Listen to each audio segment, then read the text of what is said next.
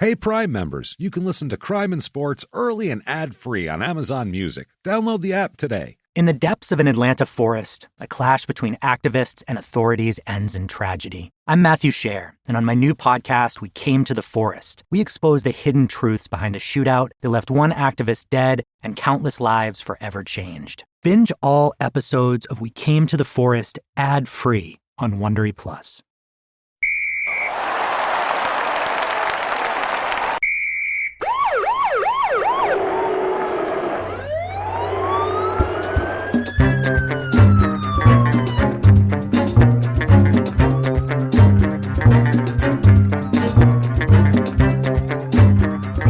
Hello, and welcome to Crime and Sports. Yay!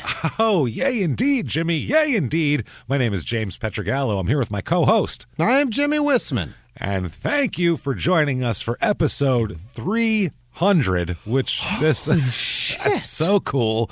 We're very excited. It's obviously a milestone episode. So the story for today is a milestone story. It's one of the craziest, could only happen on Crime and Sports. It's one of these where you're going to go, how the hell is there not like 8 movies about this story? It's insane. Giving you everything. 300 episodes. We never thought when we started this, 6 years ago now, that we... Over, right? I never thought we'd have 300 criminal athletes. I go, well, we'll probably get about 200 episodes out of this, and somehow... I'm surprised we've got more than 300 listeners. There you go, that too. We're still going strong. We still have a ton of stories left to tell, so not over yet. For episode 300, we're very excited. Thank you for joining us. Thank you for all 300 episodes of your reviews that you've given us. They help a lot. Whatever platform you're listening on, please hit those up.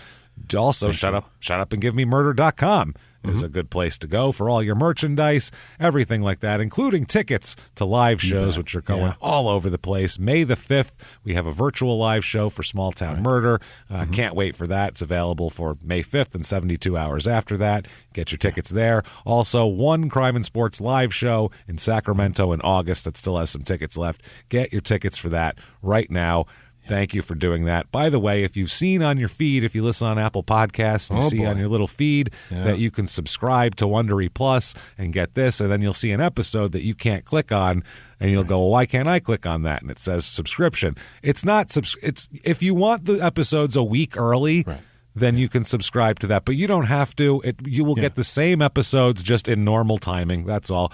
You see that where it says click here? Wait a week and that'll be away. There. That's the thing. You'll get we won't skip an episode. Everybody's going to get episodes.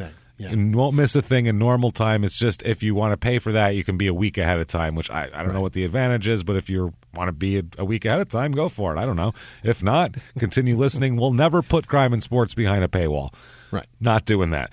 The only paywall we have is patreon.com. What's that? /Crime and Sports, which that's fine because that's all extra stuff and different stuff. And you're going to get that. Anybody $5 or above on there, you are going to get all of our bonus stuff, everything. Crime and Sports bonus, Small Town Murder bonus, all the back catalog with like 150 episodes on it. You're going to get all sorts of stuff here. That's of Patreon stuff. This week for Crime and Sports, we're going to talk about the fabulous Moolah this week. Oh. The wrestler. There's a very good Dark Side of the Ring about her, but there's been stories about her forever, for years and years, and her kind of dark...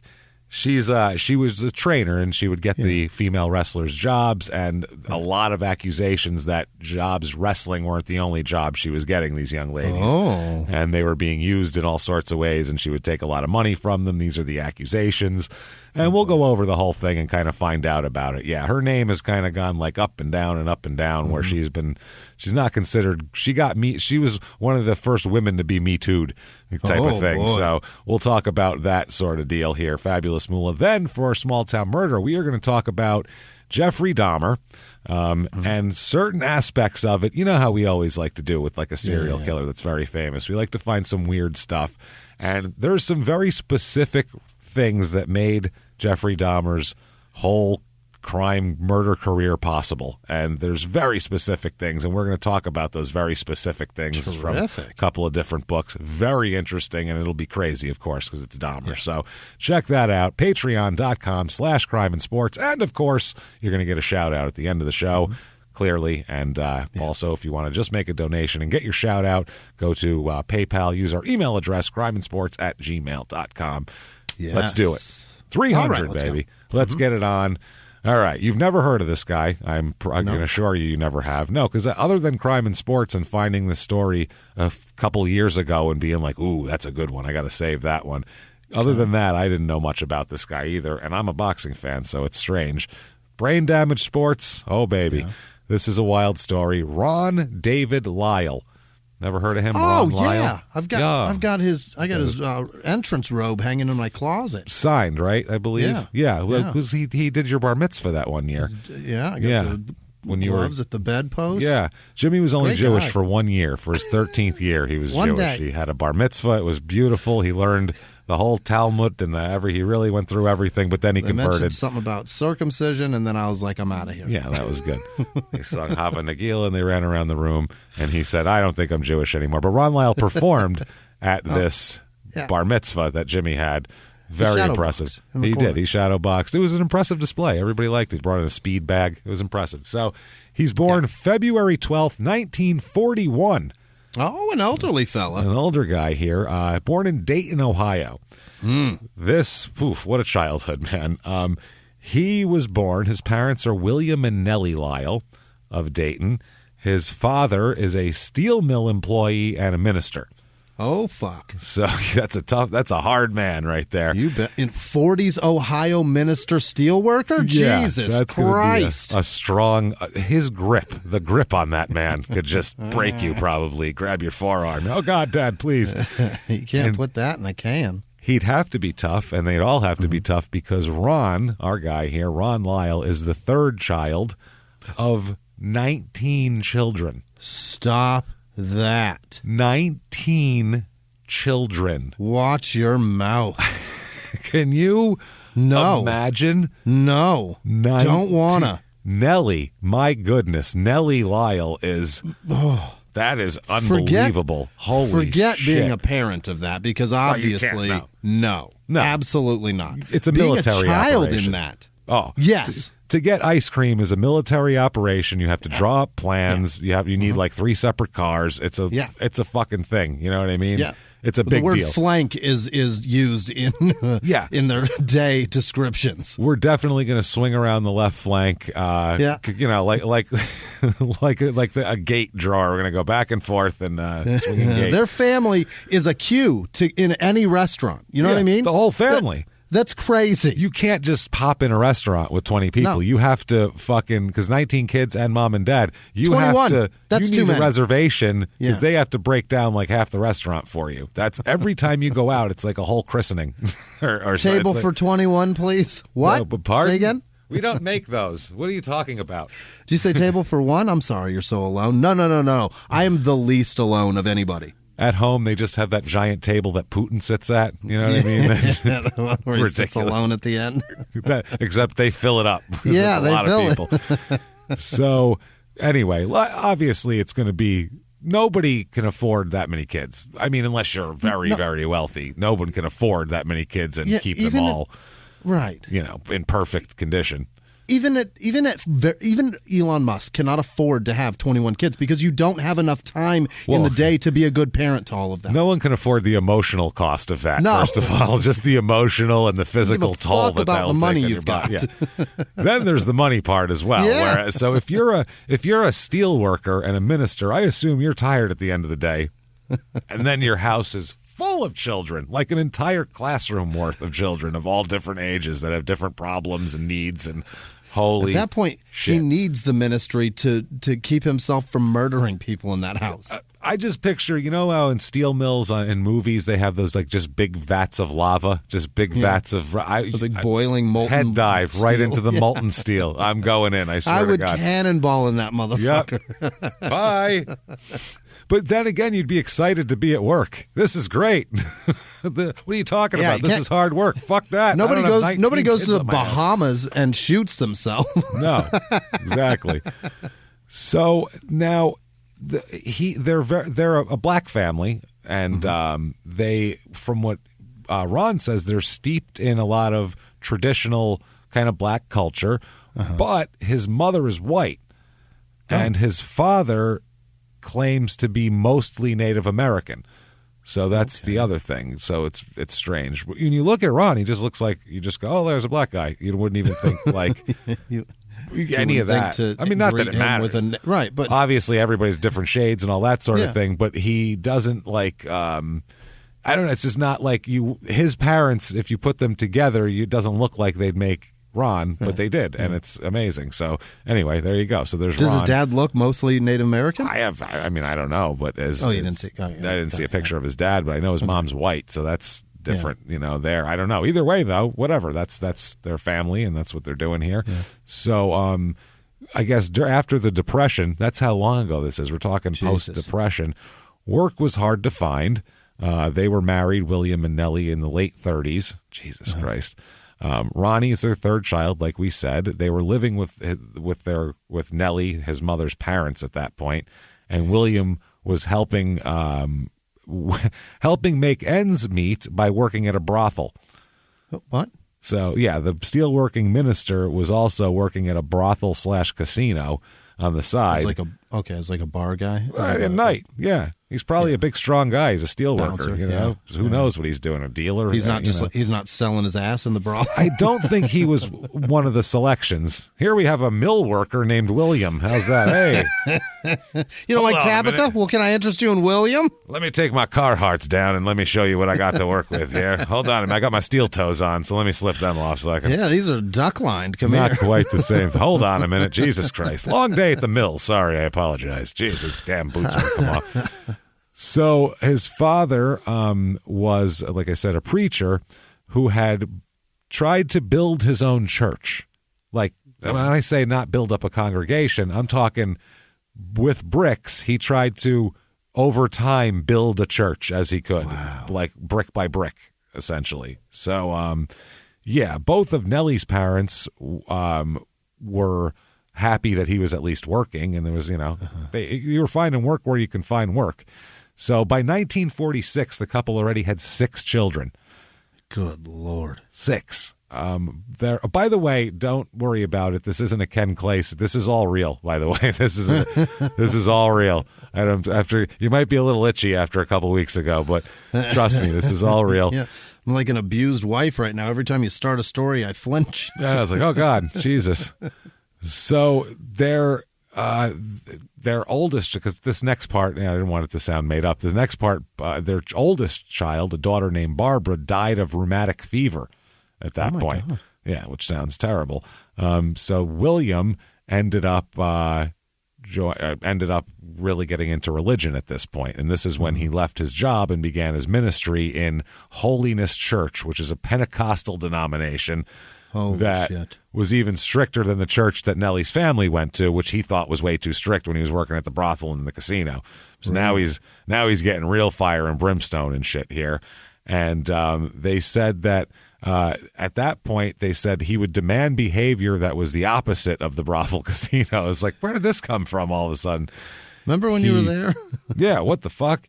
He became a successful minister there.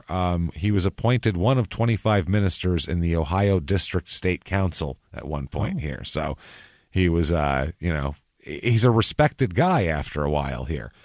And then a few months later, he had a dream, Jimmy. William had a dream that begins a family tradition.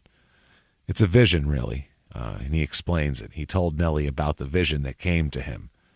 Okay, and he said, this is a vision, Nellie. I saw it. I said, I'm coming to a city near a mountain, and I'm building a church there. I saw it in my mind. It was a city near a mountain. It's not Dayton. We know that. There's no fucking... Ohio's pretty flat. There. Yeah. Ain't shit there. City near a mountain, and I see myself building a church, he said. And he said, I have to do it. He believed that in this vision, he knew from the vision that God wanted him to, quote, find them, teach them, guide them, and save them. So welcome to Colorado. That's what he's going to do here. Well, you know where they moved? Denver. So, I knew it. Yeah, there you go. I was going to say, they looked at Utah and went, already full of people doing that. Too many. What's close? But Denver. We're moving to Denver. The Broncos Salt Lake, are pretty decent. all fucked out. All fucked out. The Broncos will be good when they get them in a few years. And that's awesome. They moved right there, huh? They moved to Denver eventually here. So Within a few months, the message in the dream was confirmed by two church leaders who agreed that Pastor Lyle was chosen by God. They go, you know what, we thought about it, and you're right, you were chosen by God. You need to start a church in Denver, Colorado. So do that. They said, go there, start your church from scratch. Just build a church and get people, enjoy, have fun. Do it in the spring and summer because it's about to get cold as fuck. That's no shit. Well, they move. The fucked up part is they move. They have 7 kids now. Oh, boy. So they move in 1949. Ronnie's 8. They have 7 kids. So you had a vision, and you're going to pack up 7 kids and move them 1,000 miles away over a vision. That is ballsy. Oh, man. Imagine you're married. You have 7 children. You go home, and you go, I had a vision. First of all, your wife would be like, that vision better be of getting a vasectomy, first of all. Your vision better be of a doctor cutting your nutsack open and tying some shit together, because this is crazy. I had a vision. You get up and make breakfast for everybody in this motherfucking house. I'm tired. I had a vision that all of us, you, the kid, we're going to pack everybody up. We're going to move 1,000 miles, away from your parents, away from the family and all the people that can help us with 7 kids, and we're going to set up shop and build a church from scratch. That's the vision. How many wives are going to go, let's do it. When do you want to leave? They go, are you out of your fucking mind? The bed now? Yeah. Is this, we'll start getting boxes, I'll go to the supermarket, see what they got. Are we hiring movers? What do we do? Are we doing this ourselves? God damn it. I hate packing the moving truck. So they do it. They leave Dayton behind. They took a bus to Denver. 7 kids on a bus from Dayton to Denver. I mean, the good news is that's a third of the bus. But you stop at one of their stops and you never get back on again if you're one of those parents. Where'd Dad go? I don't fucking know. We can't hold the bus up any longer. He said he's walking back. I guess he'll catch the next one. Oh, no, you wouldn't tell anybody. You'd just say you're going to the bathroom and never come back. You don't want to make a scene. I'm getting the fuck out of here. Quickly. I don't want anybody to follow me.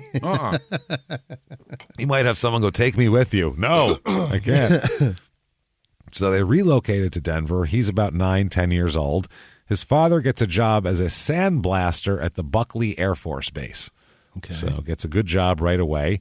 They grow up on the northeast side of the city, which was where the housing projects were. It was a black neighborhood over there.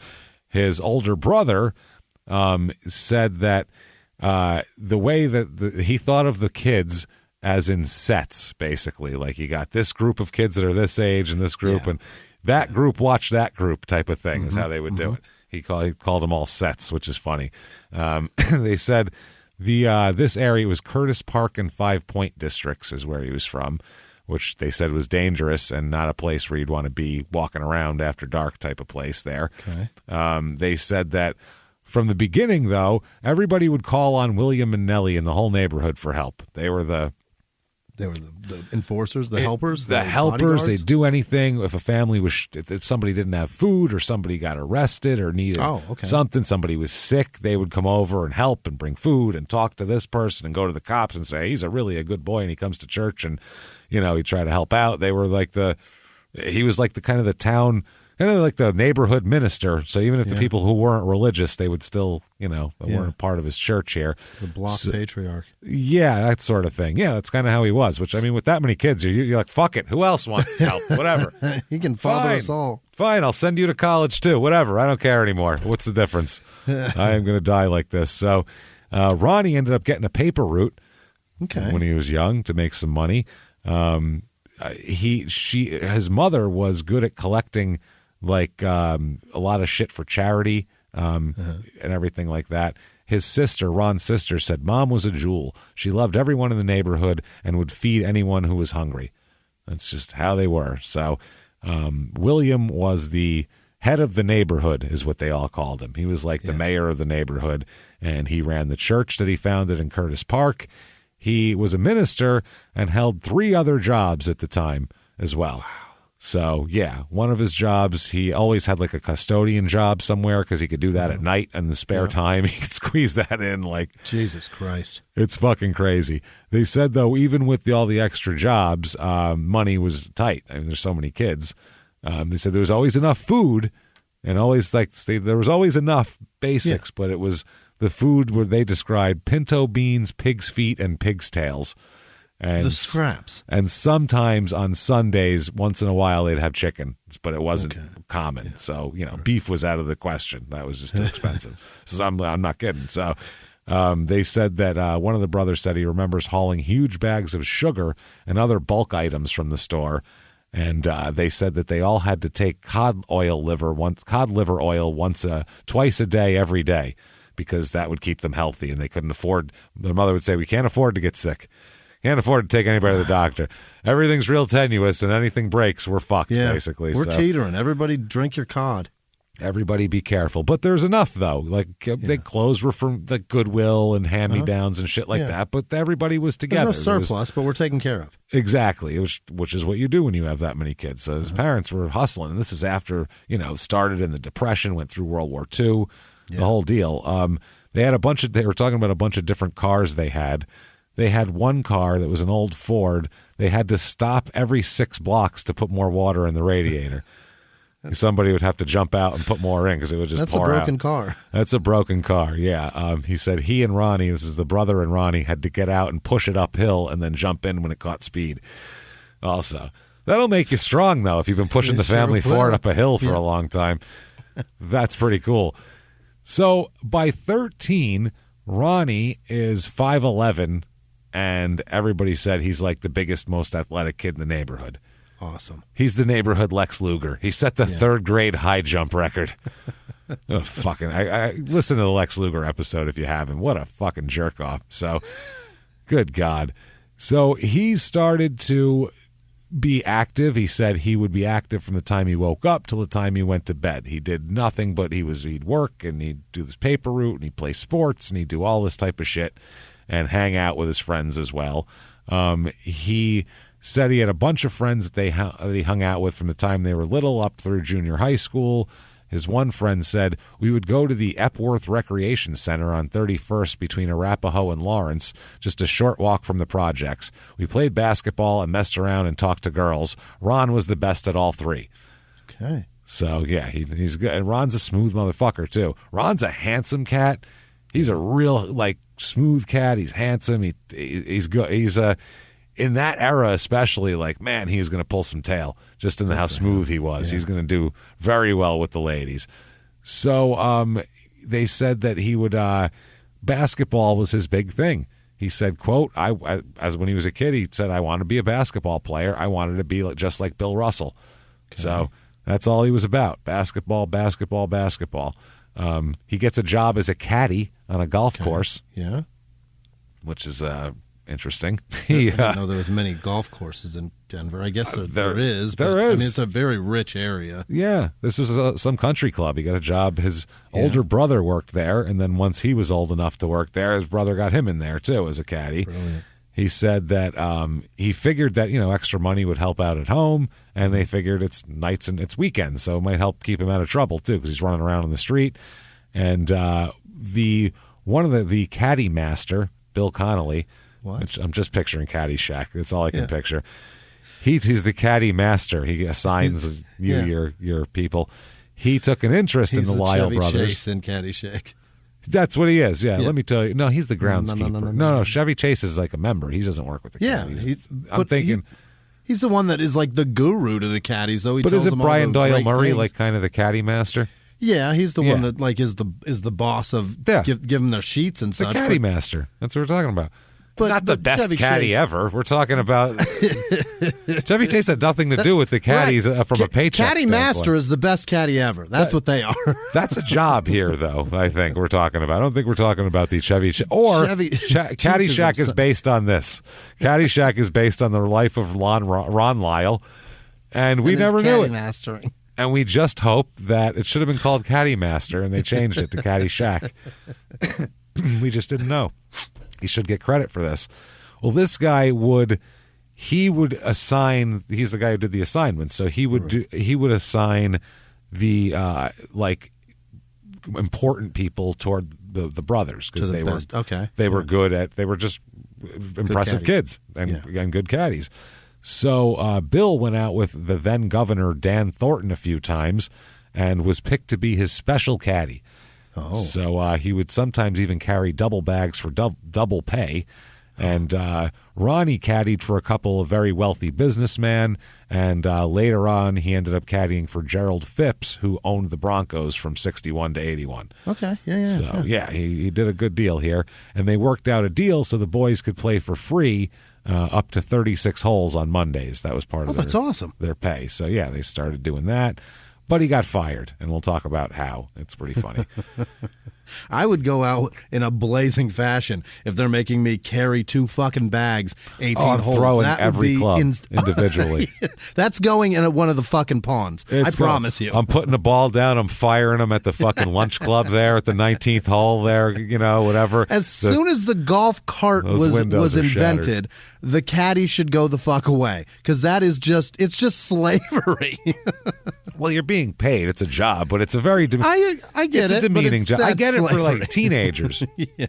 It's almost like a job you'd give like your little brother, but not pay him. But they're paying. Yeah. That's what it seems like to me. Like it's one paying of those. them or not. These adults are making somebody drag their shit around the golf course. Well, that's work. Work is dragging someone else's shit around. What shit do people want to drag around? But it looks like slavery. I guess, yeah. I don't know. I don't like it at all. Yeah. No, it looks bad. It's weird that everybody just walks away, and like whenever you see it, they're not like part of the group. Like you think it would be like, all right, come on this way. So you need to be talking. They stick a club in a bag, then talk to their friend and walk away, and then this guy's like gathering all the shit behind him. They're like, what the hell is this about? What a weird dynamic that's going on here. Very demeaning. It's not. It definitely does. Terrible. It does. But I mean, what is it better than? That's better than. I worked at Taco Bell. I would much rather you stick a fucking club in my bag and walk away, and then I walk with some clubs than have to scrub a bean pan any fucking day of the week. It's not a bad point. Any day of the week. Well, I'm wearing a dumb shit visor that's with Taco Bell on it. No, fuck that. But then if I hand the wrong club and they hit it, they fucking duff it somewhere, then it's my fault. I didn't hit the fucking ball, you asshole. People complain about a burrito. That's my issue now, It's bad stuff. If you hit a bad shot, on that's my fault.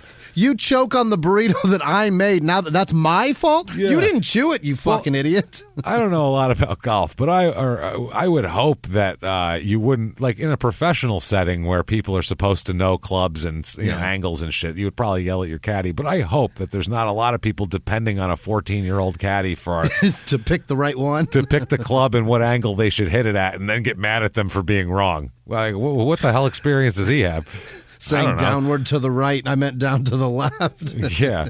And you hit it left and then it rolls down the fucking hill? That's not my fault. Not my fault. Open your fucking eyes. One morning, they're on the front nine, and a guy named C.L. Patterson, who's a businessman, he knocked his ball into the creek.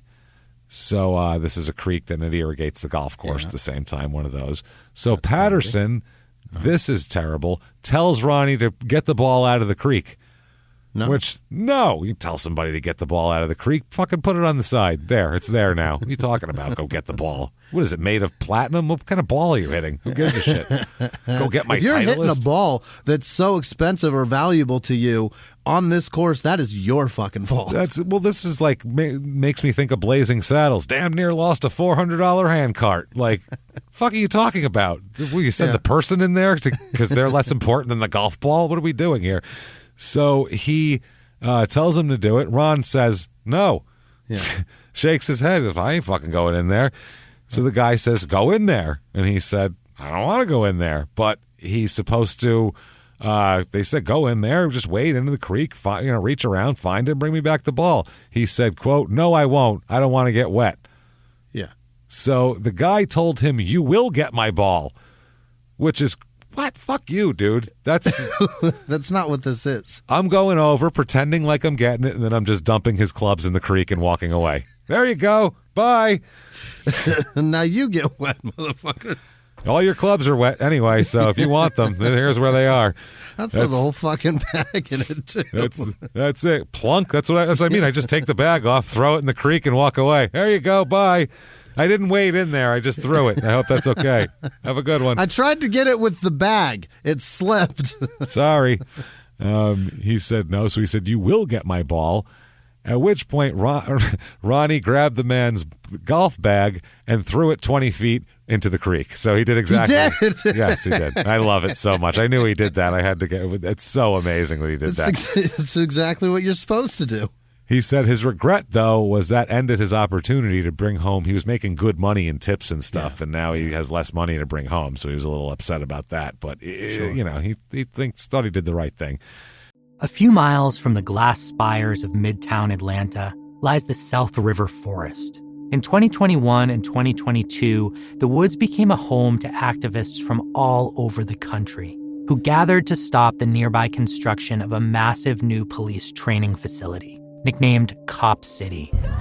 At approximately 9 o'clock this morning, as law enforcement was moving through various sectors of the property, an individual, without warning, shot a Georgia State Patrol trooper.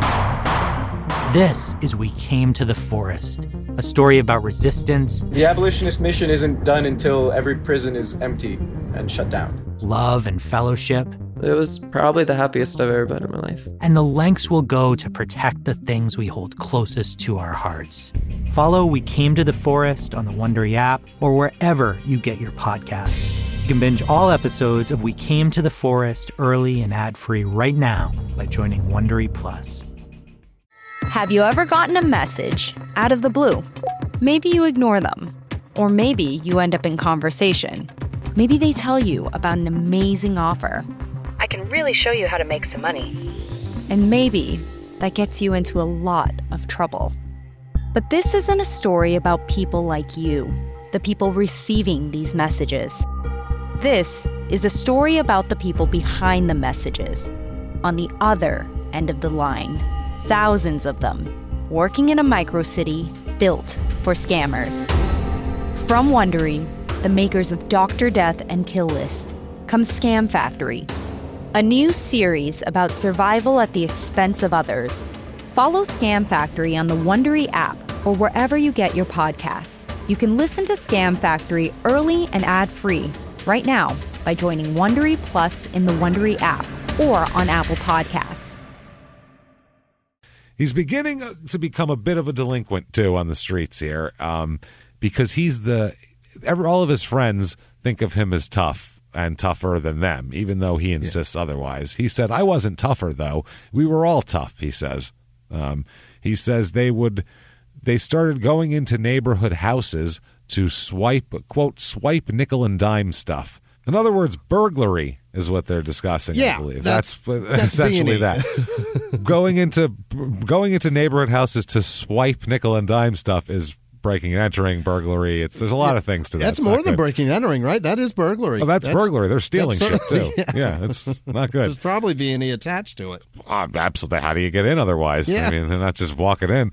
Ronnie was always in the middle of it, he said. He said he didn't consider what they were doing actually break-ins until the cops called it that when they were caught one time. They go, you're doing break. He was like, I never really thought of it like that. Like, I thought it was kind of just kids fucking around. You know what? You're right. That's exactly what we did. I didn't realize it. We've been doing crime, everybody. That's not good. Sorry about that. Shit. You guys, we're awful. I forgot. Hey, we're actual juvenile criminals records now. Shit. So they were caught. They were released to their parents, though. First offense. They're little. It's 1954 or some shit. Who cares? Boys will be boys. So, 1957 or something. I don't know. There's greasers with cigarettes rolled up in their sleeves walking around. There's a lot to worry about right now.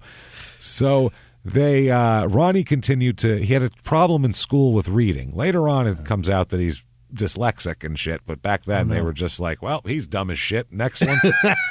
That's what they did back then with kids. If they had trouble reading, they were like, he read God as dog, and now he is out of this class. He don't read well. We'll put him aside. Maybe he can tinker with something and figure out how to do that, because he's never going to be smart. Rather than learn a trade, son. Yep, right, yeah. So most of his grades were failing grades, and by his sophomore year, he decides to drop out. Mm-hmm. So he decides he's done. He's struggling in school, and he said even when he tried, he had a hard time and he couldn't do it. So he dropped out along with a couple of friends of his, and they continued their delinquencies. They would break in, burglarize places, all that sort of thing. He did get arrested for stealing a pocket full of bubble gum as well from a store. Pocket full? Full. He filled his pockets with gum. Handfuls of bazooka. I was just going to say, so many comics for later. Yeah. He was upset. He just wanted the comics.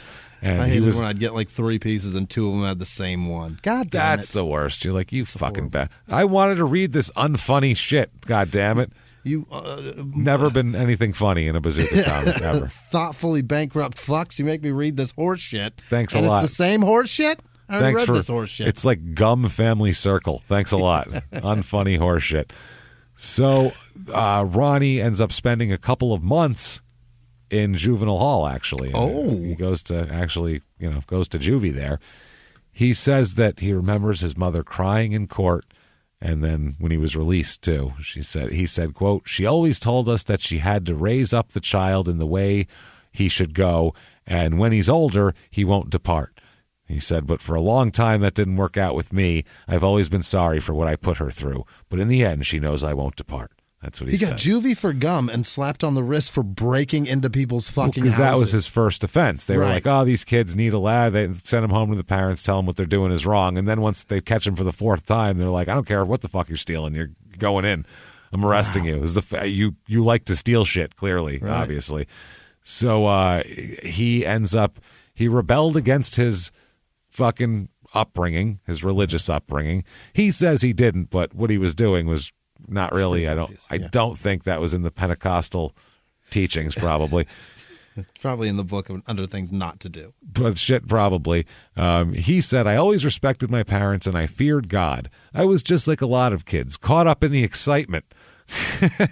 You know all the excitement that crime is. It's very exciting. And it is. It's exciting to steal shit and run the streets with your friends. That's exciting. What's exciting is your friends thinking you're cooler than you are. Yeah. It's fun. You're a kid. It's not really the crime, isn't it? When the crime is exciting, you get fucking help. Yeah, that's bad. You're a problem. He, I guess, just doing it with his friends. He said sometimes you have to stray to find your way. Oh, boy. I hope he meant to rhyme that. That would make it even cooler. He said later on when he's a boxer, they said, "What's your greatest opponent?" And he said, "The toughest guy I ever fought was my father, and I never got to throw a punch." He said he has mixed feelings about his father. He said, "Kids always resent their parents, but for me, the resentment was respect. You know what I mean? My father had all the power, and I wanted to take control of my own life. But both my parents knew me. They always knew me. They knew I didn't want to hurt anyone." Okay? He said, that's sounds like double talk, Ron. Yeah. He then said about his behavior. "The problem was I got out of the backyard and into the alley. Once I'd seen the alley, they couldn't get me back into the yard." That makes sense, though. That I can see.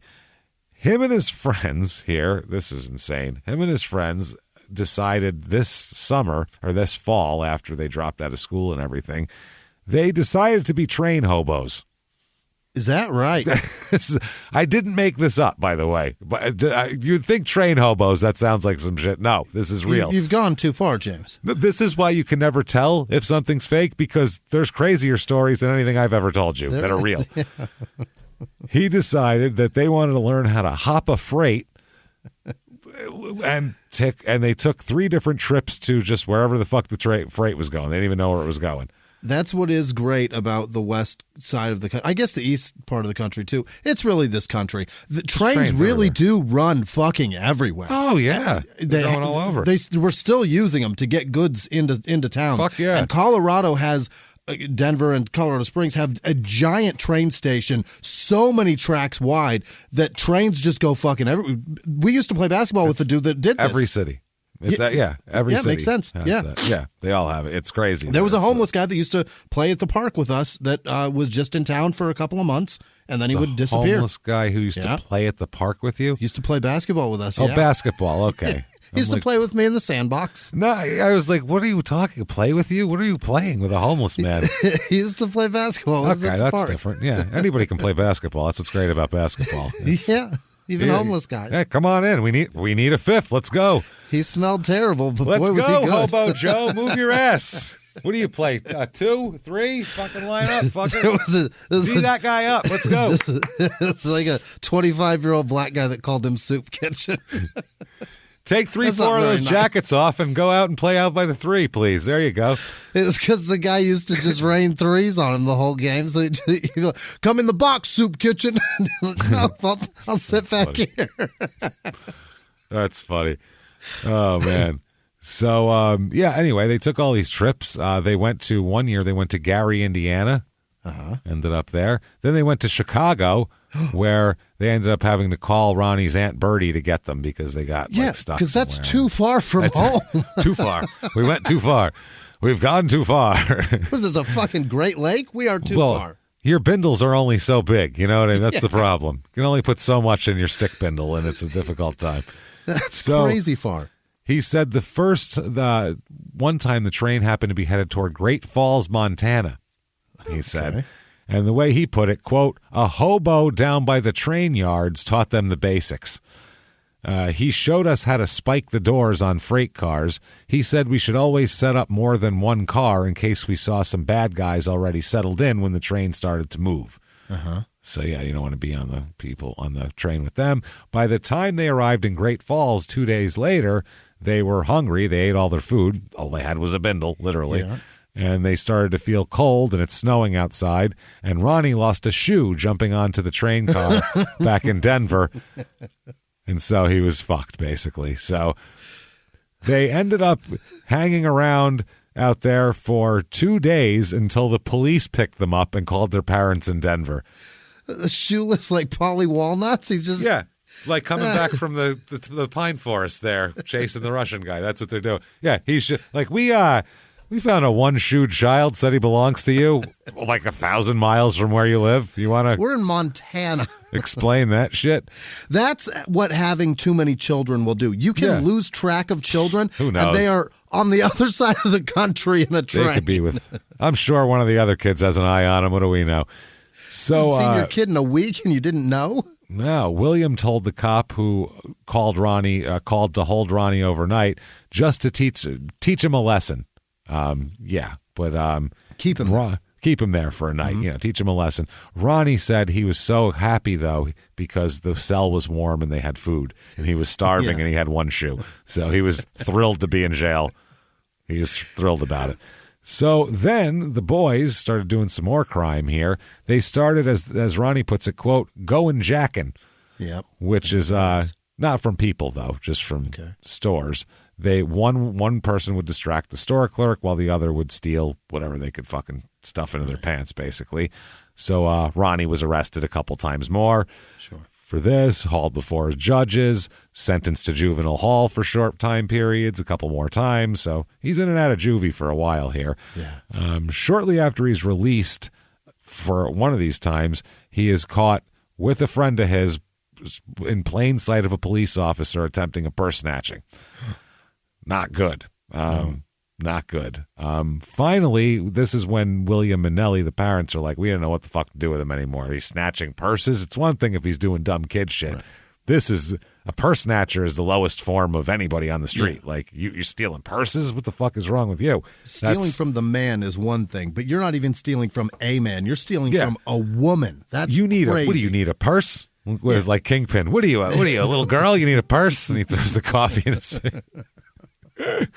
So that's the lowest it gets, though.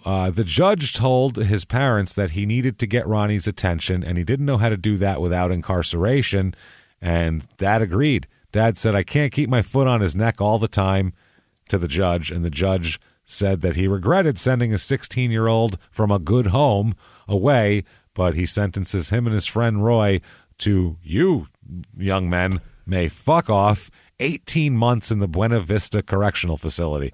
A year and a half. Yeah. It's gotten violent now. Purse snatching, you could hurt somebody. That's a different story. That's not stealing, gum from the store.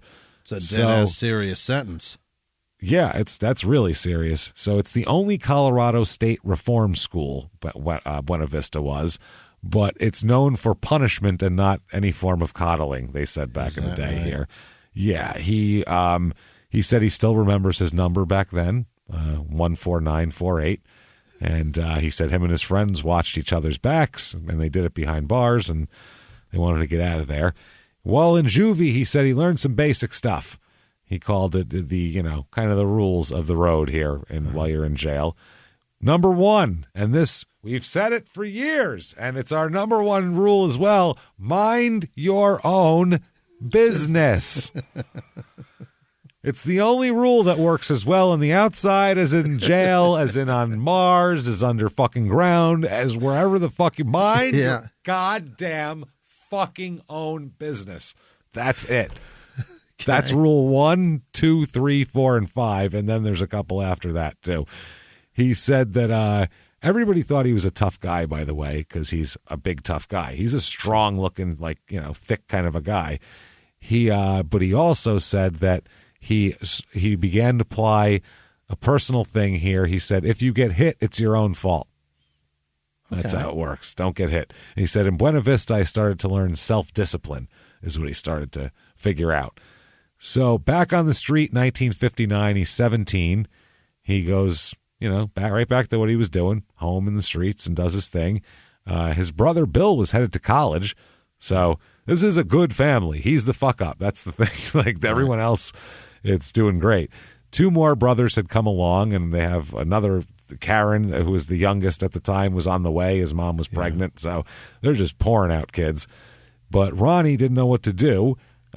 He said he couldn't live up to his brother's accomplishments and reputation, his brother Bill. So instead, Ronnie had a little gang, he called it, basically. Ronnie called it his, quote, Zulu tribe. That's what he called it, which was his little group of friends. And he kept inviting Bill to be a part of it, his brother William. And William said, no, I'm going to college. I don't want to be a part of it. Attaboy. And their dad called them, quote, that bunch stirring up trouble. That's what Dad called it. Zulu Warriors. Tribe.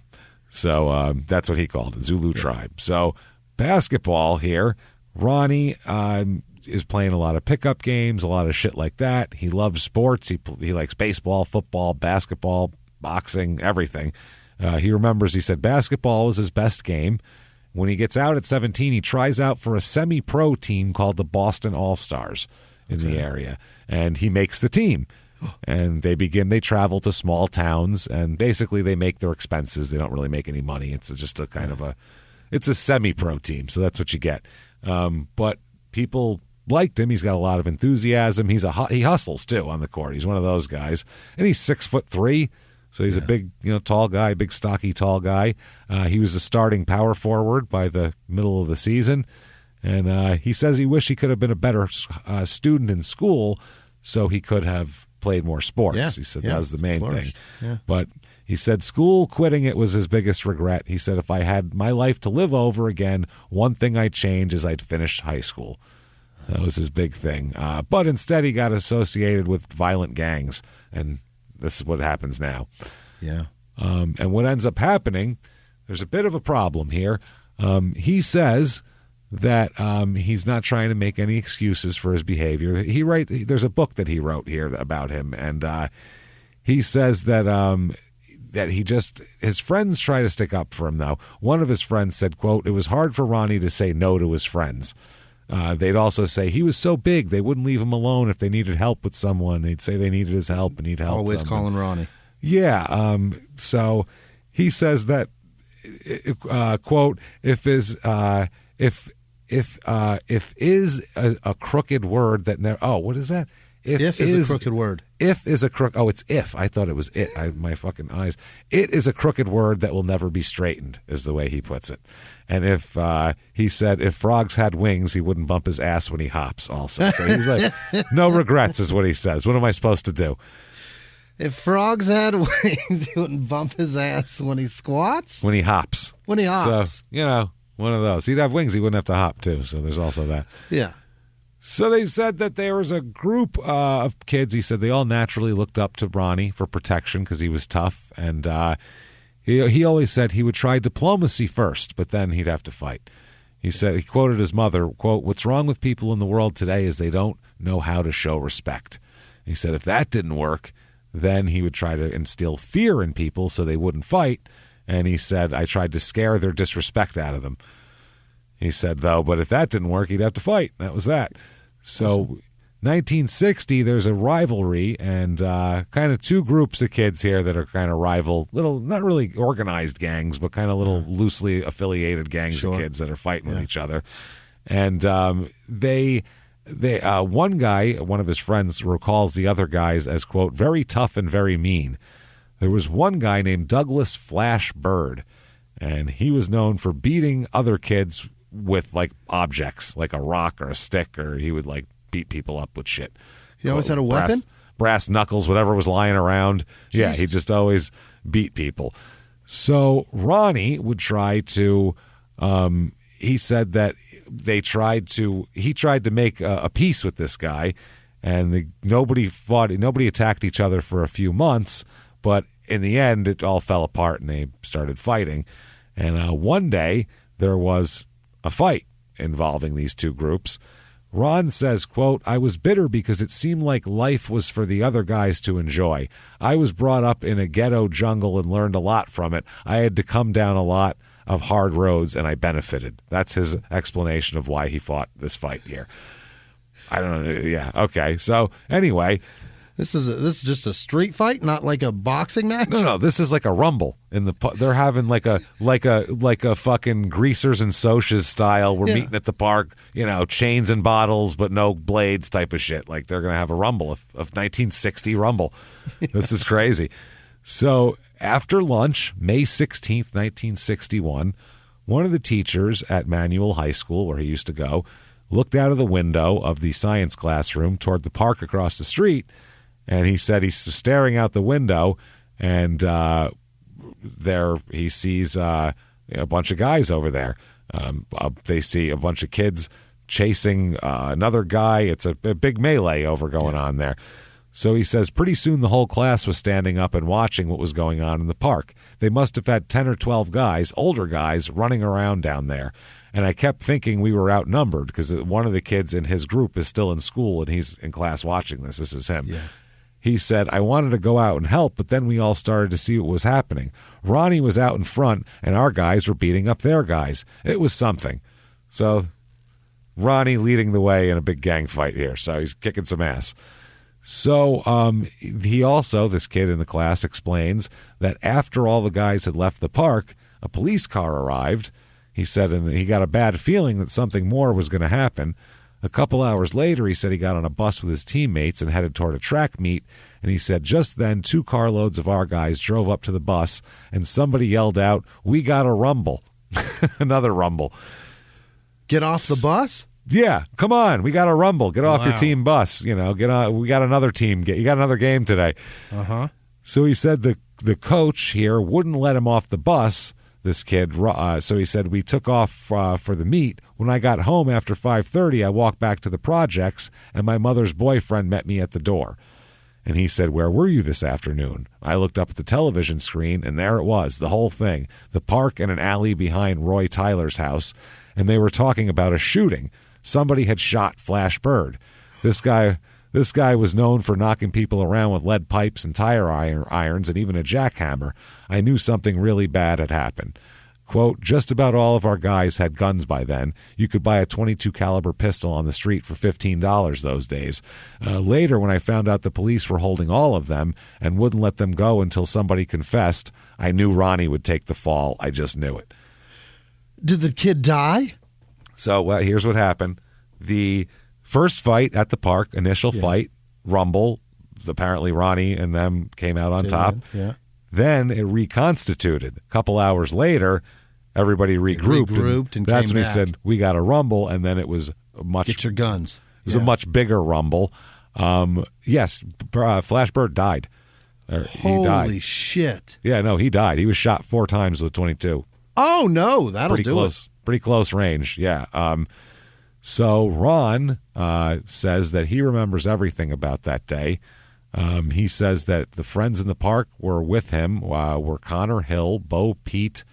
Like Bo Peep? Really? Bo, B-E-A-U, Bo. One letter away. P-E-A-T. That is one ridiculous. Letter away from being a shepherd. That is shepherd. Awesome. How much did he get made fun of in a neighborhood? Every day. You're in a gang.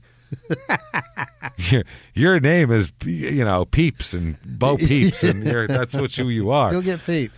Oh, man. LBP, that's your name. Little Bo Peep.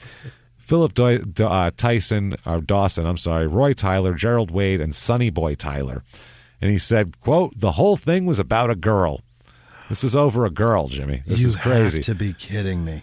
He said, quote, we were minding our own business, just hanging around like we usually did in a park across from Manual High School. This dude named Poncho thought Connor had taken his girlfriend, and he brought a bunch of friends to help beat him up. It wasn't about drugs or money, and we weren't about a gang. It was about a girl. It was just groups of kids. They weren't like, hey, you're selling dope on our corner. This was just a bunch of friends. A man died. A boy. Yeah, so, here we go. He says, quote, well, naturally, we had to help Connor out when a bunch of guys jumped him. We did a pretty good job, too. We were just there to help, you know what I mean? Pretty soon they started running out of the park, and we grabbed a couple of cars and chased him for a few minutes, then headed back to Roy's place. When we got to Roy's, we found out his sister Sue was there, and that made a big difference because after those guys picked up Flash Bird, they came back in cars and had guns. Once I saw this guy beat a kid almost to death for refusing to give up his lunch money. That's Flash Bird he's talking about. Flash was one mean guy. They drove through the alley and started shooting into Roy's house. They could have hit Sue, So he's saying it was. My God. Yeah. So he then says, let's give him an in their own words since he's trying to get himself. This is unbelievable. A murder beef here. Let's see what he has to say. In their own words, quote, so we followed them. Flash was driving. He stopped in the alley. I went over to the driver's side. I told him, get out of the car. He opened the door. He was swinging a big lead pipe. The shooting started. Flash ran down the alley. I chased him, but he got away. We saw the police coming. We went back to Roy's. The cops came and took us all in. End quote. That's his... What? His story is Bird got away. He skipped. No, well, the shooting started. He ran down the alley. I chased him. Don't know what happened. So right. the story is he skipped a lot of it. We'll put it that way. Yeah. He skipped the biggest part of it, really. In his story, nobody dies. Well, it would be like if you told a story of a football game and you talked about the warm-ups and then the post-game celebration, but you just failed to say who won the game or what happened in the middle of it. You forgot. The shooting is that's your meat. That's your plot. You skipped over that part with the shooting started, end of sentence, and then moving on. So Bird, anyway, was 21 years old, and Lyle said that he was being attacked with a lead pipe, and he also said he wasn't the one that pulled the trigger, but then he said he wouldn't say who pulled the trigger, so that's the way it worked. He said that it wasn't even his girl that they were fighting over, but a girl who was the friend of the boy that was killed, like we talked about there. He said there was this argument between a friend of mine and the other fellow. Bird's a fellow. I like that. And soon the other fellow had 5 other boys with him, and they began following us around. It didn't bother me at first, but after they followed us to one place and then to my uncle's house, it did. It started getting on my nerves a little. He said that the other boys had weapons, so he went and got his .22 from his uncle. That's what happened. He said when Lyle and his friend left his uncle's house, the other boys said, follow us. Being kids, we did. They had a truck and we had a car. And when they pulled up in the alley, this other fellow got out of the truck and I got out of the car. Nothing was said. Nothing had to be. We knew there was going to be a fight. Fight lasted 10 to 15 minutes, he said. My God. That's a long fight. You can't fight for 15 minutes. No. That's 5 fucking rounds of boxing. You know how long that is? That's so much fighting with no break. That's so much. You had to stop and have a cigarette in the middle of that. Hold on. Let's all... Whew. Somebody, Who's got Gatorade? Somebody got... Somebody got in the clutch on the grass and they rested there for a minute for sure. You had to. Just don't stop. Nope. Let's both rest. I said what I said. I said it. That's right. So Lyle says Lyle had a pipe or Bird had a pipe and was trying to hit him with it. Anyway, 4 shots from the .22 rang out. He said he was trying to hit me with the pipe. If I was trying to do that to him, I would think he would do the same thing to me. So, in other words, self-defense is what he's saying here. The other boy turned and ran. He said he saw him run. He didn't even think he hit him with the gun, but the guy died in the hospital later that day. So, yeah, that's what happens here. He admitted to the police firing at least 3 shots at point-blank range at 2 victims, but hitting Bird, and he didn't even know he hit Bird. They jail Ron along with 7 other men for the shooting. He gives a written statement. Lyle took them to look for the weapon, which he said he hid in the 5 Points area, and Bird died from .22 caliber bullet wounds rather than shotgun wounds as they first thought. They thought it was pellets, but it was just 22 rounds, small. All in like the that. Same spot. Yeah, exactly. He was point blank. So, I mean, you're not going to... they said another guy suffered a minor head wound, and he was treated and released. So when he goes to court here, he goes to court at first. He's tried for first-degree murder at 17. Yeah, right. And the first trial ends in a mistrial. What? It ends in a mistrial. There was a juror. This is fucking crazy. One of the jurors on this, it's a death penalty case here. Yeah. One of the jurors ends up being jailed 30 days and fined $500 for discussing the case. Okay. The guy was Carl McClung, who was a transportation company dock worker, and he is convicted of contempt of court after a probe of the chambers of the whole thing. City councilman testified, all this type of shit. And the judge went to the bench and declared a mistrial after this. Fascinating. Because the juror was doing some silly shit that he got held in contempt for during the trial. So the new trial comes, and the information is he admitted to shooting Bird 3 times and then chasing him down an alley afterwards. Benjamin Hall, who was a 21-year-old at the time, said he was sitting next to Bird in the front seat of the pickup truck when he saw Lyle pump the bullets through the window. Bird didn't even get out yet. He just stuck the gun in and shot him through the fucking window as soon as he pulled up. Shit. Hall said he wasn't struck by the bullets there, but he saw it. He said the shooting climaxed a continuing dispute that started a fight at noon at the high school, like we told you, all of that. He said that Bird attempted several times that day to curb a Mercury sedan driven by Lyle. They were like bumping into each other on the road and shit, which is insane. Jesus, what is going on in the 50s, 1961? Hall said there was no conversation before Lyle came up to the trunk and fired at Bird. Bird got out of the truck and ran down the alley, and Lyle ran after him also. Bird outran this guy because Lyle came back and said, "You tell Flash Bird if I ever see him again, I will kill him," is what he then told his friend. Yeah. So 90 minutes later, Bird died of the wounds, of his 4 gunshot wounds, or 3, I'm sorry. Larry Williams, he testified that he was seated on the right of Hall in the truck's front seat and was struck in the back of the head by a bullet. So he identified Lyle as the man who shot him and who shot his friend, but he said he couldn't tell if Lyle's gun was the one who shot him. I don't know who shot me, but fucking believable. Saw who shot him. So, yeah, this is fucking crazy, man. So in closing here, the probation officers describe Bird as a, quote, this is the defense trying to say that he had to shoot Bird because Bird's a bad guy. Right. This is his Bird's probation report. Quote, "But he's a belligerent individual who was quite prone to hit with any weapon available and could be counted upon to really bruise an opponent." Now, Lyle, on the other hand, was considered to have good habits and come from a family in which the father was a part-time minister and has brothers in college and shit like that.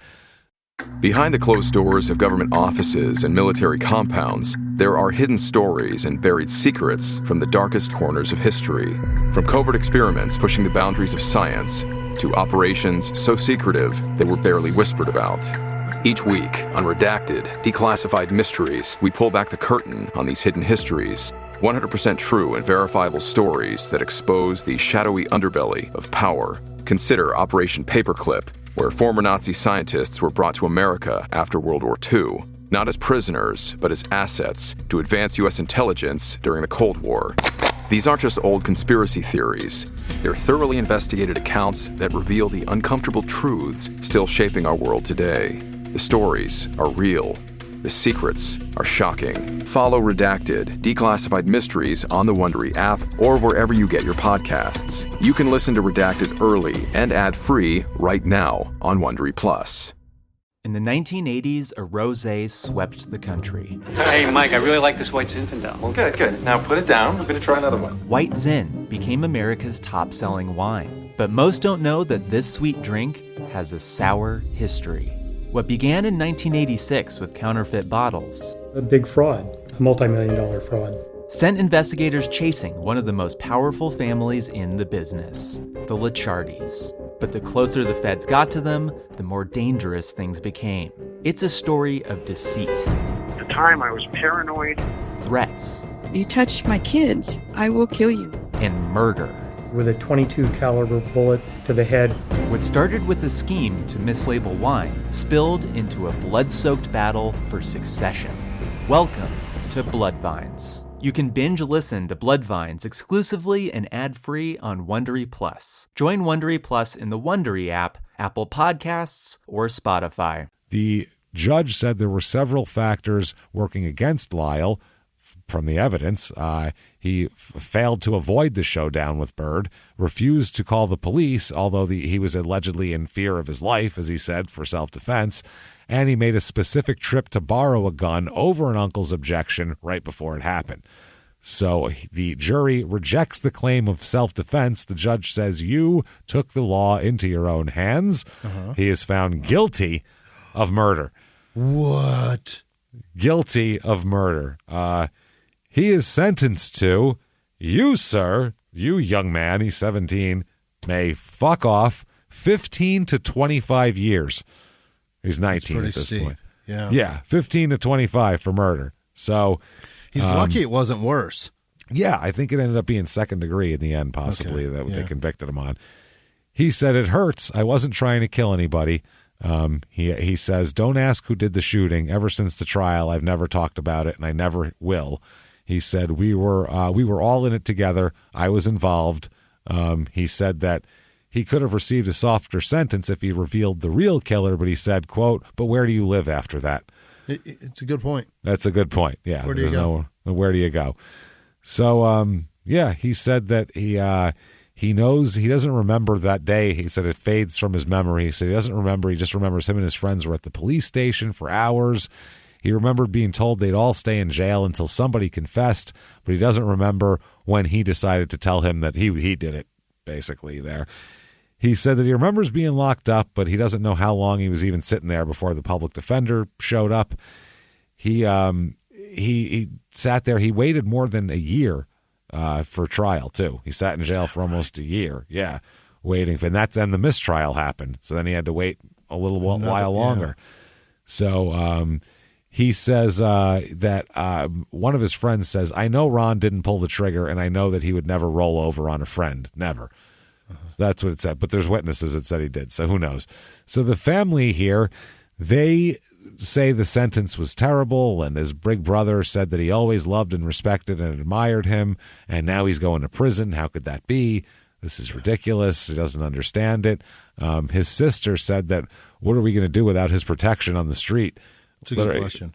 She said, without Ron, we knew now we would be meat to eat. Jesus. What?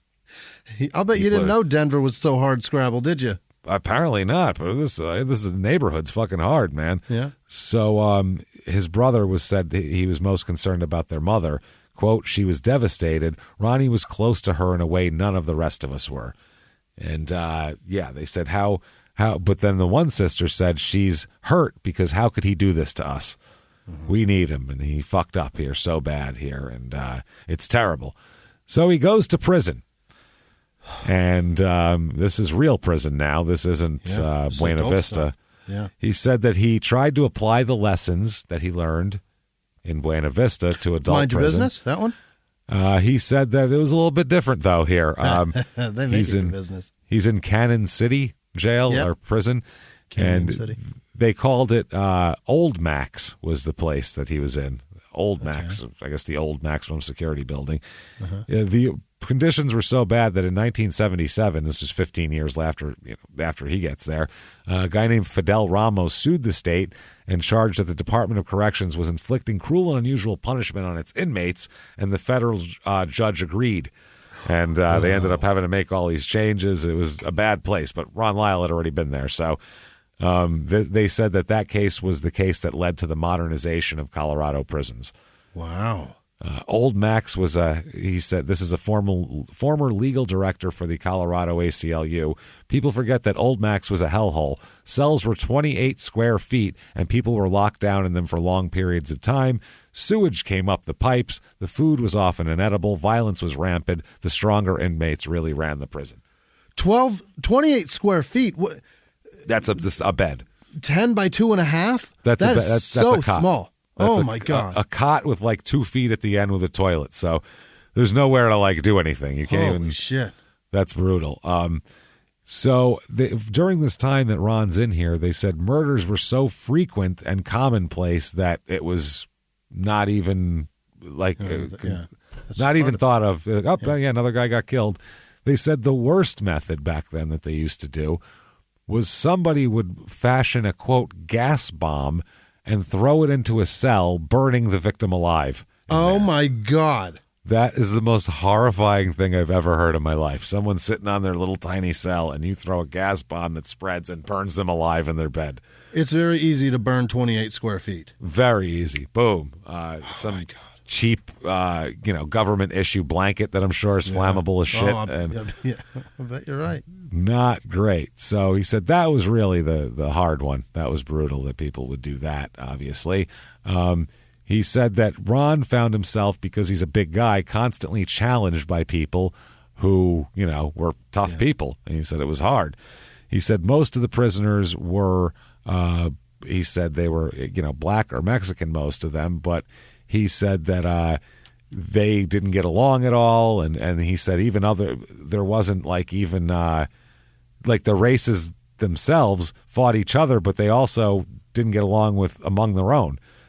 There was no like unity of like, okay, all the black guys are going to stay together and all there wasn't any of that. They're fighting everybody and themselves. He said that you were just as likely to be tripped or pushed by a black guy or a Mexican guy as a white one. Wow. There was no rhyme or reason. Just everybody was crazy in there. He said that within weeks of getting there, he found himself locked up in solitary confinement for fighting. He would be locked up in lockdown with all the other inmates for no other reason than an administrative measure as well. They just do big lockdowns to do like practice things. The prisoners were often kept in their cells between 22 and 23 hours a day without congregate dining, exercise, work opportunities, or religious services at this place. That's brutal. God, that sounds horrific. And when you do it on your own, like in your own house, it feels great. But that's because you can leave at any time. You can anytime you want. There's a fridge. 22 hours alone sounds amazing until you are forced to do it. Right. If I have Hulu and a refrigerator, you don't need to talk to me. I'm good. Bye. But other than that, I don't know. This sounds awful. So his mom, Nellie, traveled here to almost every week to visit him. And, she would take a 4-hour bus ride sometimes to him. Wow. On several occasions, she arrived all the way there and found out that he was in solitary or lockdown and couldn't get in to see him, and she'd have to take the bus all the way back. So Ron said he trusted no one and tried to keep to himself. But when he was threatened, he said that he always gave at least as much as he got, was the way he put it, which, judging by later on, he could give, trust me. At one point, after a fight, he'd gotten stripped and thrown into quarantine and left there for 23 hours. And he said he got released into the yard and he was dazed and thought he was crazy and thought his mind was losing his mind. And he's having problems in prison. The rules now, like I said, here we go. He said an old timer he talked to gave him 3 rules and told him he'd be okay. Quote, first, mind your own business. That's number 1 right there. He said Ron knew that rule from the start and was into it. He got it. Second, don't go into another man's cell. Okay, he's got you at his mercy there. Yeah. Right. Well, I mean, even if he calls you in there, maybe he's calling you in there to shank you to where he knows where everything is and you don't. So it's stay outside the cell. Don't go in there. And second, he said, second, don't go to another man's cell. And third, don't steal anything from anybody. Yeah. Don't give anybody a reason where they're justified to want to stab you in the throat. Right. Fair. Those are all fair. Just mind your own business there. And then don't take anything from anybody for free because now you owe them something. No, you owe them. Nothing's free in jail. I know way too much about prison rules. Nothing's free in jail. That's the thing. Yeah. So he said all of this. Also, don't have a teenager in your hit squad, I believe, is the other. Valuable. We all know that one from here. So after 300 episodes, we get that. He said he followed all the rules, but he'd still get in trouble because he said he didn't take shit from anybody. He said, don't stick a stake in a lion's den, is what he said. He's all over it. He doesn't want to fuck around. He said... this is his friend, I believe, here. He said, quote, remember, he was pretty disillusioned and bitter. Ron had no reason to believe he would spend less than 15 years in jail, maybe up to 25. Life seemed over before it could begin. He said, Ron said, I was a troublemaker. For a long time, I didn't know how to live there in prison. It was the start of what lasted most of my life, trying to reconcile my Christian background with the code I learned in prison. Yeah. So he fights a lot. He said then there was a lieutenant named Clifford Maddox. And one day, this lieutenant approached him and asked him if he'd ever played at any sports teams, because he just looks like an athletic guy. He said, I told Maddox I'd always been interested in sports, but could never make the teams in high school because of my grades. I told him I'd played on a semi-pro basketball team, and he said that's where I should start then. He let me know that in prison, everything was up to me. I had to take the first step. So after a while, I did. So he said at first he didn't want to deal with this lieutenant guy. He said, I told him, man, you're a screw and I'm a convict. I came here by myself and I'll leave the same way. But then after a while, he got involved in football, baseball, and basketball. The prison had teams. Wow. They had teams, and he got involved in all of them. He was really good. His first basketball season, he averaged 23 points a game. Coach Maddox coming through. He's a great athlete. He's really good. When baseball came around, he batted .400. Wow. And they said he kicked long field goals for the prison football team. He would throw touchdown passes. He had a gun for an arm. He was just an amazing athlete. But he said the football team is what brought him his friends in prison. He met a guy. He heard a guy named Doobie Vigil is his name. Doobie, like a brother. Doobie brother here. He said that he'd been in reform school with some guys and they'd heard of each other through reform school.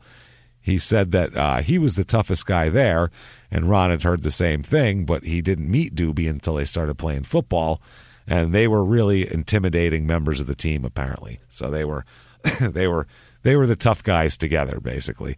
So they did so well they were invited to play an exhibition game against a semi-pro team called the Colorado Cults. And they said, one of the Colts players said about Ron, we kidded around about playing the prison team at first, saying the referees should wear checks instead of stripes, and that police wouldn't let the wide receivers go long. That's pretty funny. But after the game started and we saw Ronnie Lyle play, it was a different story. We won the game, but just barely, and afterward, everyone, including our team, voted him the MVP. Yeah. So great athlete, just good at every sport, really good. Excelling in prison. So far, except for the solitary all the time. Yeah, that's not good. He said he went to his first prison boxing match on the 4th of July, 1962, and watched, and he decided he could compete. He said, I can do this. And he started boxing in 1964. He credits the Maddox guy, the athletic director, with getting him into it. He says that in high school, boxing didn't interest me much, mainly because I was always having to fight my way out of a lot of after-school scraps. And when I had to fight, I didn't enjoy it. He said he called those personal squabbles. He said, so, never looked like fun to box. I always had to box all the time. It's like a mechanic drives the shittiest car. Yeah, absolutely. And the lieutenant won't take any credit for it. Really? He says that I don't like to take any credit for what happened, but Ron turned into a real gentleman. He said he watched boxing on TV and said I could do better than that. And then he said they had fight cards in prison. I sat around watching them for a while and finally said to myself, I can do that. I'm in. And we've had a few guys start like this. Yep. Remember how many? But usually they boxed before they got into prison. Yeah, it's very rare that they pick it up on the inside. It's so strange. His first match on the boxing team, he was defeated by a guy named Texas Johnson. Yeah. And then he never lost a match again. He ended up like 25-1 in prison. Wow. So he had to figure out what it was about.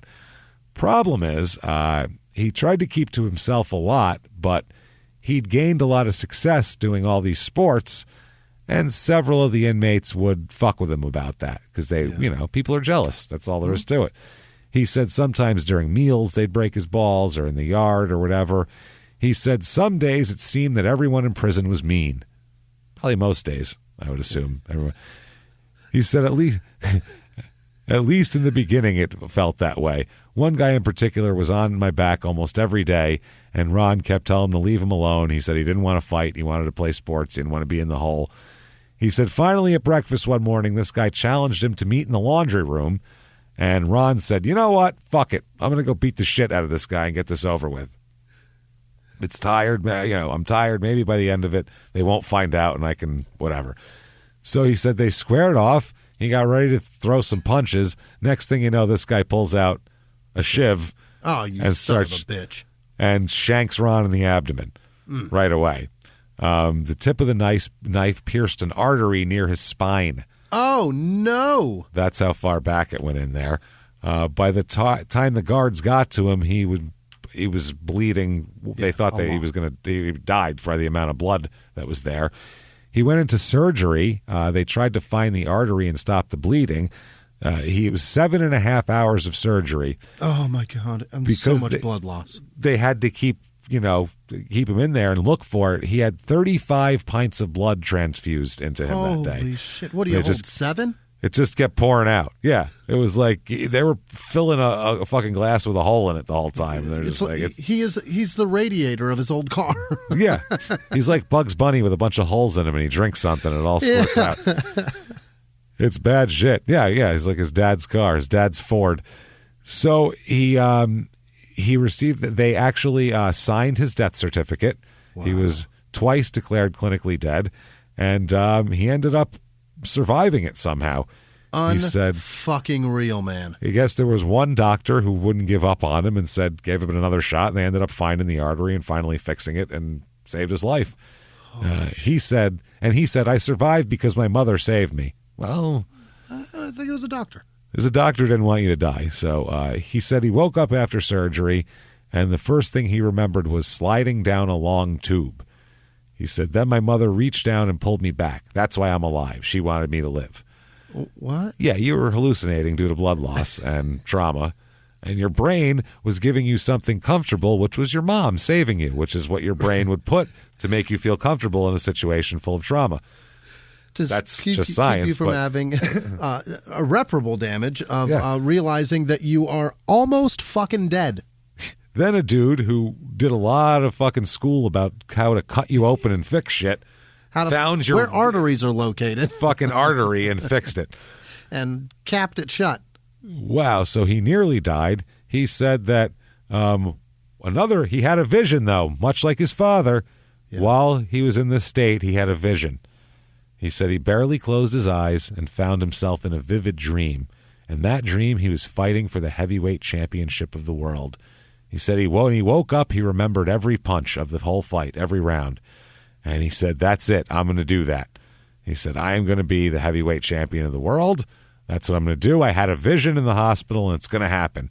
So after he gets out of the hospital, after 2 months, he gets put in solitary confinement for 90 days for getting in a fight.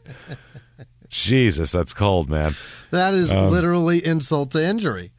Absolutely. So he said he had nothing to do, so he started doing push-ups, sit-ups, and squats and all sorts of other exercises, anything he had room for. It's all he did all day. He trained regularly. He said that he passed his time by doing 1,000 push-ups in an hour each day. That's how he would do it. Just pump them out. In an hour. That's insane. He said also while in prison, he enlisted the African-American self-help group named Black Cultural Development Society and coached the group's football team and led them to a championship among the inter-prison teams. He also played with the prison team himself. During the remainder here, he has, like I said, 25 more fights, only loses once. He's 25-1. He won 6 different heavyweight titles for inmates. How big is this son of a bitch? He's How doing jacked well. is he? 6'3", 205 pounds or so. Not great. Not staggering, fucking but that's big. Great. Yeah. For the 60s, that's huge. Offensive linemen were 240 back then. Literally, that was an offensive tackle, man. So that's big. 1967, he's up for parole already. Really? So, yeah, he gets a parole hearing in 1967, and he says that he wants to be a professional boxer. He wants to be heavyweight champion of the world. Lieutenant Maddox testifies for him, said he's got all this talent. He's won 25 straight fights. I think he could make it and do all of this. The parole board said, no, thank you, sir.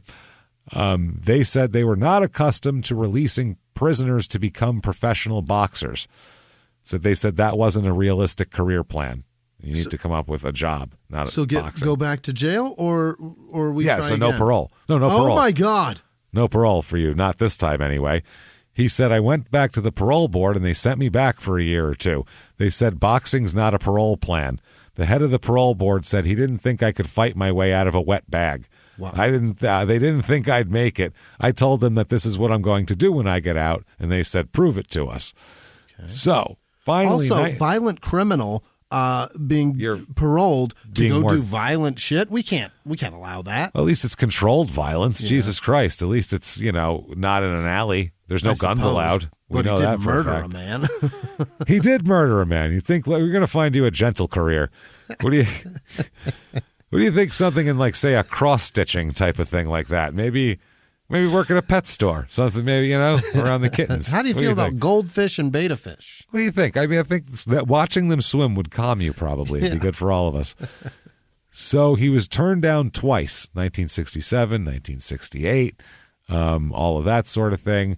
1969, they said that he would have been paroled if he had told the parole board that he would just take a low-paying job offered by people that have been offering him shit. Uh-huh.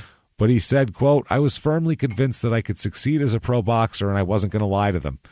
Because then when he got out, he would have had to do that job. Right. He has to do whatever parole job he said he's going to do. So finally, in November 1969, a guy named Bill Daniels, who we'll talk about here, he provided with the parole board the assurance they required. He said that he would guarantee Ron a regular job as a welder with a firm he owned while the guy worked on his boxing career. So November 22nd, 1969, Ron was paroled there. The day he left prison, he said he never looked back. He said, quote, even on the bus, I never turned around to look at the place where I had been for so long. Fuck out of here. Would you look back to see? That's the rule. You never don't look back. Fuck that place. I might look back to give it the finger and be like, fuck this place. Yeah, I think that would work. Like mouth fuck you to all of it. You know what I mean? Suck it. Yeah. Something. Maybe stick your ass out the window. Just don't wiggle your dick at it because they'll throw you right back in. I was going to say that nothing that can get you like arrested. That's the problem. You have to be very careful. Got to be very stoic about the fuck you. You can't throw the warden's golf clubs into the creek probably. That's not going to be a good idea. So he served 7.5 years of his 15 to 25 year sentence. Wow. So, yeah. He said, I've been as far down as a man can go. I feel being isolated in an institution is as far down as you can go on earth. I fought against a lot of odds, and to look at the odds I've overcame gives me much more drive to keep going. I was there 7.5 years and I didn't enjoy 1 second of it, but I maintained my sanity and said to myself that this boxing was what I was going to do when I got out. And my first greatest ambition was to be a basketball player, but I guess I wasn't good enough. Yeah. So this whole thing from prison he's gotten famous in Denver as this guy in prison who's boxing and all this shit, like doing a good job. So there's a guy, the Bill Daniels guy who we talked about, he has a boxing team called the Denver Rocks. Uh-huh. It was an international boxing team. Now, Bill Daniels is a TV executive and was the president of the American Basketball Association for a while, the ABA. Really? And he was the owner of the Utah Stars basketball team for a while, which was a good team for a few years, the Utah Stars team. He's the guy who helped him out. We'll talk about Bill Daniels for a second. He was in World War II and the Korean War, where he was a naval fighter pilot serving time as the commander of the Blue Angels. This guy's fucking awesome. He's a hero. He's fucking awesome. He's the commander of the Blue Angels, and he owns a basketball team and helps boxers. This guy's the coolest fucking guy. What a cool life he has. Holy shit. You want him as your grandfather. Oh, God. What a great... This is when I was flying around, introducing you to some of the other old pilots. You'd be like, this is amazing. Want to go up for a day? Sure do. Wow, this is crazy. Just with Holy you. shit. Oh, no one else. So, yeah, that's who this guy is. A cool motherfucker. Yeah. So Ron said he asked around about the Rocks, and he said that they told him that they already had a couple of heavyweights there. He said, I figured I could whip him, so I stuck around. That's what he did. I figured I could win. He makes the team and does a lot of amateur fighting, as we'll talk about here. He's given a full pardon by Governor John Arthur Love at one point. Really? That's how much stroke Bill Daniels has in this area. That's how awesome that guy is. Wow. Yeah. He's like, he Full just pardon. buzzed his house with one of those Blue Angel planes a bunch of times till he did it. Full pardon. Fine. He full pardon. And does that expunge your record? It's a pardon, so I think it means it never happened. Of murder. Yeah. Holy shit. I think legally then you're pardoned. Yeah, done. So he when he gets out, like I said, this guy's doing all this shit. Bill Daniels said, we talked to Angelo Dundee and then to Yancey Durham, who trained Joe Frazier. That's Ali and Frazier's trainers. Yeah. But decided Bobby would be the best, who's some other guy here. The others all just had big fighters, and I would just be a sparring partner with them. They would have not taken the necessary time to develop my skills, Ron says. He says that being a boxer, he loves it. He says that his trainer says, or he says about his trainer, I know Bobby isn't going to tell me something unless he knows I can do it. So when he says it, I go right out and do it. Yep. And he says, it's like all this had to happen for me to get where I'm going. So, yeah, Bill, things work. Bill Daniels, like we said, he's doing all this type of shit. And he said, this is a weird comment. He said, quote, I've always been interested in ex-convicts and penal systems, which sounds... Don't say penal. That's hilarious. He just said ex-convicts and penal systems. Those two words together sound like you want to see ex-convicts' dicks is what it sounds like. I know it's not what you mean. You want to see ex-con dicks. Yeah. Mm-hmm. In the shower, wet and soaped up. Yeah. He said, I helped Ron get a pardon, and financed him while he trained for a title bout. I've always felt if cons had a job waiting for them when they got out of prison, we'd solve a lot of crime problems. Yeah. Another guy here named Jimmy Farrell, he got out of the Army about the same time Ron's paroled. He's a fighter, too. He says about Ron, he was more driven than the rest of us. In fact, I've never seen anyone train so hard. Mm-hmm. And Ron says, I was a loner in those days. I stayed away from old friends in the neighborhood because I knew I had to keep my parole. Meeting the Nelsons was good for me, this family. Alfred kind of reminded me of Lieutenant Maddox, another white guy who seemed to just accept who I was. And gradually, I came to trust Dennis and Donnie, too, and some of the other guys. And he's talking about the boxers. He's talking about his boxing team. So, anyway, he does his... Quickly, his first amateur victory was a third-round knockout over Fred Haupt, who is the guy who's the last guy that Leon Spinks fought. That's interesting. Fred Haupt. The guy that beat Leon? The guy that beat Leon, the last guy that Leon Spinks fought in his career. He knocked him out. This guy, it was his first amateur victory for Lyle. He ended up being the 1970 National AAU champion, which is pretty goddamn good, the 1970 North American Amateur Heavyweight Champion, and the 1970 International Boxing League Heavyweight Champion. Okay. Wow, he's kicking ass. He also became a member of the United States National Boxing Team. He was still on parole, but given permission to leave the U.S., and he went all across Europe, visiting Italy, Yugoslavia, Romania. They didn't know they had a killer in their midst? Probably not. They just loved that he was a boxer. He wins all sorts of these titles. I see him. I'm not going to go over what he did in the here, but he ends up beating a lot of foreigners, beating a lot of local guys, beating a lot of everything. He fought his last amateur match was January 25th, 1971. He knocked out the Pacific Northwest Gold Gloves heavyweight champion, Jim Wahlberg. And, he was one of, that's what he's doing now. So he ends up also visiting, this is during the time that Ali and Frazier were training for their big fight. Okay. So he visited both camps. He went to Miami Beach, Florida, where Ali was, and sparred with Ali for a little while. Wow. Then he went to the Catskills to Frazier's camp. But Frazier's manager didn't approve of Lyle as a sparring partner, and he didn't end up sparring with him. So who cares? That's how, who cares? So, fuck that. Fuck you then. I just sparred with Ali. What do you think of that? I sparred with the guy that's going to beat you, so who gives a fuck? But it's money though. So he was 25-4 in his amateur career here outside of prison with 17 knockouts. So pretty fucking good. Not too shabby. He was never knocked down or cut in any of his amateur fights. Unbelievable. Too. And he's 30. There's a 60 Minutes episode about the national team and about him being in prison, and he's the story. I mean, this is a fucking story and a half. He said he was overwhelmed with the outpouring of love and support from the community, and he said it was crazy. They highlighted him for being a tough guy with a gentle nature and all this type of shit. He was an obvious choice, it says, for the 71 Pan American Games and maybe the 72 Olympics, but he decided to go pro instead. So he signs a professional boxing contract with Bill Daniels at age 30. He still hasn't had a pro fight yet. This is crazy. That's fucking crazy. So he also says that he still visits prison. He said he'll never forget. Yeah, I know. He never forgets what it's like behind the walls, and he hopes that somehow he can help others overcome similar issues.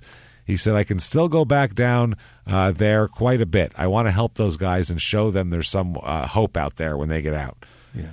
So first fight, we're not going to go over every single fight. I'll kind of bunch them up in bunches. But first fight's April 23rd, 1971 in Denver versus A.J. Staples, a 11-8 fighter, and TKO round 2 win for Lyle here. So 1-0. Now, he has a friend here, by the way. A guy from jail that he knows that's a buddy of his who got out also. A guy named Vernon Rip Parker. And he said that Rip was one of his buddies, and Rip said he played defensive tackle at Colorado at one of the state pens while Ron Lyle was quarterback, so he knew him from football too. Sure. So Rip now then started helping out in Lyle's corner here. Just, he hired him basically. Here's a guy from prison, and I'm going to give him a job. So, and the guy, his friend here, Clark, said he believed in him because he said any man who can come back from the dead can get lucky enough to hang one on the champ's chin. That's what he said. So what the fuck? Why not? So, he does this. By the way, Bill Daniels gave jobs to 32 alumni of that prison over time. It's a nice way of phrasing it. Yeah. Alumni. Yeah, I guess 32 of them. 32. Wow. So Trusting he started as fuck, man. Yeah. I mean, it's not going to hurt him. He's a multimillionaire. He started Lyle out with a salary of $800 a month, and now he's making $2,000 a month to train. That's great. Yep. He said, we're partners 50-50. This is Daniels. He also has a trust account, but I don't want him spending it, so I don't tell him how much is in it. I won't tell him unless he threatens me with bodily harm. Oh, that's I don't like that. That's nice. He's put money in a trust for him. Yeah. And he goes, don't worry about it. You're not spending it. This is for later. At least tell me the balance. Yeah. Well, that's true. In May 22nd, 1971, Boston, he fights Art Miller, who's known as Curly Arthur Clown Prince. That's too many. He's a bald white guy. I don't know. He's got a 27-38 record also, and Ron knocks him out. So there you go. Yeah. Next up, he beats a guy named Gary Bates in the third round, makes him 3-0. Goes to Sunnyside Garden in Queens. They used to have wrestling shows there in like the 50s and 60s. Uh-huh. He fights some guy named Edmund Stewart, who he knocks out in the second round. He's 4-0. Goes July 24th, 71, the Playboy Club Hotel in Lake Geneva. Oh. He beats up a guy named Leroy Caldwell, 5-0. He goes again. Now he's in Vegas in August of 71. He's doing a fight every month too this first year. I'm shocked with how his life has turned out. This is unbelievable. It's wild. I'm completely stunned. It's fucking crazy. Why isn't this so famous? And it gets even crazier, Jimmy. Okay. You're going to go, but what? It's even better now. He goes to the Silver Slipper in Vegas, which I assure you doesn't exist anymore. Oh, I guarantee it. And he fights a guy named Frank Snakebite Niblet. His last name is Niblet. Old Niblet. And they call him Snakebite. His record, 16-42. That's okay. Yes, 16-42. You got to quit, sir. Yeah, Ron Lyle beats him up there. 6-0 for Ron. He fights a guy named Stony Eddie Land. Uh-huh. Beats him up also in September of 71. He is back in October of 71 in Denver, beating up a man named Manuel Ramos. It goes all 10 rounds, though, this fight. Really? Unanimous decision win, though. He pulls it out. Next up, he fights at the Silver Slipper again. Fights a guy named Joe E. Lewis. Not Joe Lewis like L-O-U-I-S. That's Joe Lewis. This is Right. L-E-W-I-S. It's a great profession to get into when your name is exactly the same as someone else's. Yeah, Joe, and he uses his middle initial E as like Joe E. Lewis. I'm not Joe Lewis, everybody. Michael B. Jordan. Pick something else, motherfucker. Just pick a different name. He's got a 1-6 career record, so not very good. Mm-hmm. Not exactly Joe Lewis like. He fights a guy named Jack the Giant O'Halloran, who's 6'6", big square-headed white dude. Ron KOs him in the 4th round, bringing him to 10-0. He fights back in Denver a guy named Bill Drover, who is 31-9, so that's his first kind of tough fight. And Ron knocks him out in the 2nd round, making him 11-0. So good at this. That's his first year. That's 1971. Wow. It's 11 fights, a bunch of ass whoopings here. Not only that, he's recognized by the community as being like a valuable member. Mm-hmm. He is what they call him in this newspaper article, one of the Mile High City's most respected men. Certainly not a murderer. No. In 1971, the Denver JCs voted him the Man of the Year. Wow. There. And this year he was named to receive a local organization's 2nd annual humanitarian award for his interest and devotion to helping youths of all ethnic backgrounds. 2 years ago he was in the hole. This is crazy. Is crazy. He has a son during this time as well. So he does well there. Doesn't name it Ron. Good. So he's batting 1,000. He's putting it all behind really him. Coming around, getting on top. He says that he says that his 18-month-old kid at this point, called Monnie, he calls him Monnie. I don't know what the fuck that's about. Monnie. That could be Moni. Monnie. I think it'd be Moni if it was one N, probably. Right? It's 2 N's? To Monnie. Yeah, that's Monty. Like Jimmy, but fucking with N's and an M. Does he not know how to spell Monty? I don't know. A nickname, probably, I'm thinking. Yeah. Ron says of his son, I love him. Well, no shit. He means more to me than anybody and anything in the whole world. Good. I want him to have the best education available. I want him to have a nice home and a bicycle and a swing on a tree made with an inner tube. He's very specific. He has visions, mind you. You want a tire, not an inner tube. Go on. Not an inner tube. He has very specific visions, though. He sees an inner tube. Are you going to challenge the man? God puts these visions in his head. I need him to know that you can't do that with an inner tube. I don't think he's seen many of those, is what I'm getting at. I think he just saw it once on TV. Yeah. He said an inner tube, and I want him to have a tree house to make scooters of roller skates. I want him to have a tree house and make scooters out of roller skates. There you go. So he wants some suburban shit. All those things that you want are welcome to fatherhood, sir. You've done it. Yeah. That's exactly what a father is. He wants him to have a bunch of Leave It to Beaver shit. Yeah. He said, and I want him to have a paper route when he's 12 or 13 to teach him the value of $1. Okay. He's lining up Beaver Cleaver's life for his he is. kid here. He says that he wants his son to have, more than anything, is a father who's the heavyweight champion of the world. Okay. Now that's the selfish part. That's I've had to make up for a lot of lost time in a short period. I have to have total devotion, mentally and physically. I want to be on top, and when I finally get the match, I think I can win it. If I don't die first, I'm going to win it all. Does that mean if he loses, the winner gets his son? I believe if he's murdered in the ring by an opponent, that's the prize. Yes. Well, whoever he gets is his gloves and his heavyweight son. champion is, he wants his son to have the heavyweight champion as his dad, so you've got to give him over. I think that's the plan. He said, if I don't die, I'll be champion. If I do die, I guess my son will have to get used to a new dad. He's got the belt, son. Go with him. I'll go with him. I don't know. That's the rules, son. What do you want from me? That's what I want. Like you know nothing about boxing. Fuck. 18 months old. He should know something by now. This fucking kid's an idiot. Monty? That's not even a name, dummy. So, wow. January 22nd, 1972. Back to boxing. 72, he beats up a guy named Chuck Leslie. 12th, second round knockout. Iron George Johnson. Old Iron George is 22 and 28 in his career. It sounds more like pretty pliable to me. aluminum. Yeah, that's pretty malleable. That's not iron. More It's like tin. He was hip-hop's biggest mogul, the man who redefined fame, fortune, and the music industry. The first male rapper to be honored on the Hollywood Walk of Fame, Sean Diddy Combs. Diddy built an empire and lived a life most people only dream about. Everybody know ain't no party like a Diddy party, so. Yeah, that's what's up. But just as quickly as his empire rose, it came crashing down. Today I'm announcing the unsealing of a 3-count indictment, charging Sean Combs with racketeering conspiracy, sex trafficking, interstate transportation for prostitution. I was up. I hit rock bottom, but I make no excuses. I'm disgusted.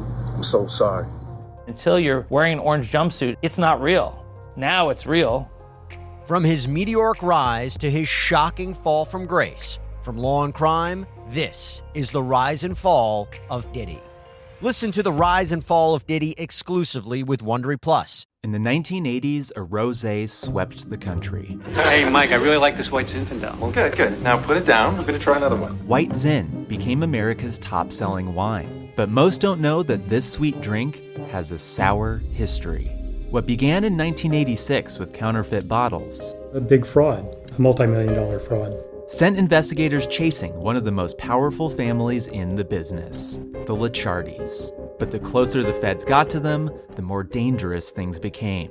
It's a story of deceit. At the time, I was paranoid. Threats. You touch my kids, I will kill you. And murder. With a .22 caliber bullet to the head. What started with a scheme to mislabel wine spilled into a blood-soaked battle for succession. Welcome to Bloodvines. You can binge listen to Bloodvines exclusively and ad-free on Wondery Plus. Join Wondery Plus in the Wondery app, Apple Podcasts, or Spotify. 9, that's a third-round knockout here. Back at the Silver Slipper, he beats up a guy named Mel Turnbow in the 4th round. In Omaha, he beats up a guy named Mike Jim Boswell. His nickname is Jim in boxing. When your name is Mike, it's already easy. Your name is Mike. It's already one syllable. Hi, Mike Jim Boswell. Oh, no, not Jim. It's not like your first name's like Philemon or some shit. It's very Jim? easy to pronounce. That's his nickname. Mike's Jim. not confusing. Don't worry. Well, either way, he gets the shit knocked out of him because Ron beats him up, bringing Ron to 15-0. July 10th, 72, Mile High Stadium. Okay. This is, and he's in the main event here because in Denver, he's a celebrity. Wow, he's fighting at the Broncos Stadium. Yeah. And this is it's like a 10-match boxing card. Wow. And he's the main event. He fights Vicente Rondon, who is 36-6 coming into this fight. So Ron's 15-0. So he's fighting a veteran here. Knocks him out in the 2nd round. TKO round 2. So Ron 16-0. Then he fights in September of 72 Buster Mathis, who's a known fighter and a good fighter. Yeah. He's 30-3 at the time, Buster Mathis. Holy shit. Better than Buster Douglas, put it that way, Buster Mathis. And this is in Denver, and Ron knocks him out in the 2nd round. Shit. And that's a big-name fighter, so now people are really looking at him. He's 17-0. October 28th, 1972, he's in Denver fighting Luis Faustino Pires and beats him he's 18-8, knocks him out in the 3rd round, 18-0 for Ron. Yeah. Next up, here we go. He fights Larry Middleton. He was 20-2, beats him, knocks him out in the 3rd round. He's 19-0. There is talk about a fight soon after maybe 1 or 2 more fights with Muhammad Ali to possibly for the heavyweight championship of the world. He was in jail for murder a year and a half ago. Grace. Yeah. This is Grace. I mean, come on. No. This doesn't happen. This does not happen ever. So February 9th, 1973, Madison Square Garden. Yeah. He is in the Mecca here. He is fighting Irish Jerry Quarry, known as the Bellflower Bomber. Okay. He's a good fighter back then. He was 44-6 coming into this fight, so that tells you a lot there. Yeah. Fights a lot. So I guess Quarry had knocked out a guy named Mac Foster. So Lyle says, I won't be any Mac Foster. I'd say he takes a punch better. And Quarry said, I'd say he takes a punch better than Mac Foster, but I don't think he throws him any better. So it was like shit talking back and forth in this fight. It was a lot. The fight goes all 12 rounds. It's a fucking war. Wow. They beat the shit out of each other. Unanimous decision loss for Ron, though. Uh-oh. That's a guy with a lot of experience that might know how to, knows how to fucking get around some shit and get those points. So 19-1. It was a big crowd, 16,571 people in the crowd at Madison Square Garden for that one. That's pretty fucking impressive. Quarry was guaranteed $25,000 against an option of 27.5% of all the income, and Lyle was guaranteed $15,000 against 15%. So whatever's more. So yeah, made some money. That's a lot of money back then. Quarry says, I told you that would make a difference when he walked out there and found out that he could be hurt. So he hurt him. He said, I knew then he could be hurt, and I blame, Ron says, I blame no one but Ronnie. All my life has been hard, and I'm the one who I have to blame myself. So blames himself. That's okay. A couple months later, he beats the shit out of some guy named Bob Stallings. Makes himself feel better. Yeah, get him. That's now he's 20-1. Mm-hmm. This is the time when Ali and Foreman are going to fight. And they have a press conference where they get in a big scuffle with each other and rip each other's suits. And it's a big, this is when that didn't really happen back then. There was shit talking, but that was considered beyond the fucking pale. Like, you didn't do that. There's people with suits on and food. You don't fight. So he said that, this is fucking, Lyle said, apparently they forgot one thing, that boxing's a very sacred sport to me and to many other guys in jail who look to it as a big part of their rehabilitation. Foreman also shouldn't forget that there are many youngsters in the amateurs who look up to him as an inspiration to reach the heavyweight championship or any other championship. He's got too much talent to engage in a barroom brawl in public. I respect both Ali and Foreman, and I realize that building a gate is a part of the game to attract attention, but it's reprehensible that they should fight in the public the way they did Saturday night. He is not happy about it. Holy shit, that's fucking crazy, man. Takes it personally. He said, I learned the hard way about barroom brawling in the penitentiary where you have to fight to survive. I know in one of these brawls I was stabbed and almost died. Do you know that? Yeah, I don't think Ali was going to take a blade out and shank Foreman in the middle of their press conference. I think this shit was just wrestling. That's all. They were just doing wrestling promos. Next up, he's in Denver. He fights Gregorio Peralta, who coming into this fight is 96-8. What? That's a lot of fucking heavyweight fights. How do I not know who that guy is? Because he's 96-8-8. So, who knows? This fight goes all 10 rounds. This is probably a veteran who knows how to last. And it's a unanimous decision win for Ron. So he's doing well again. Yeah, he beats the guy. Yeah.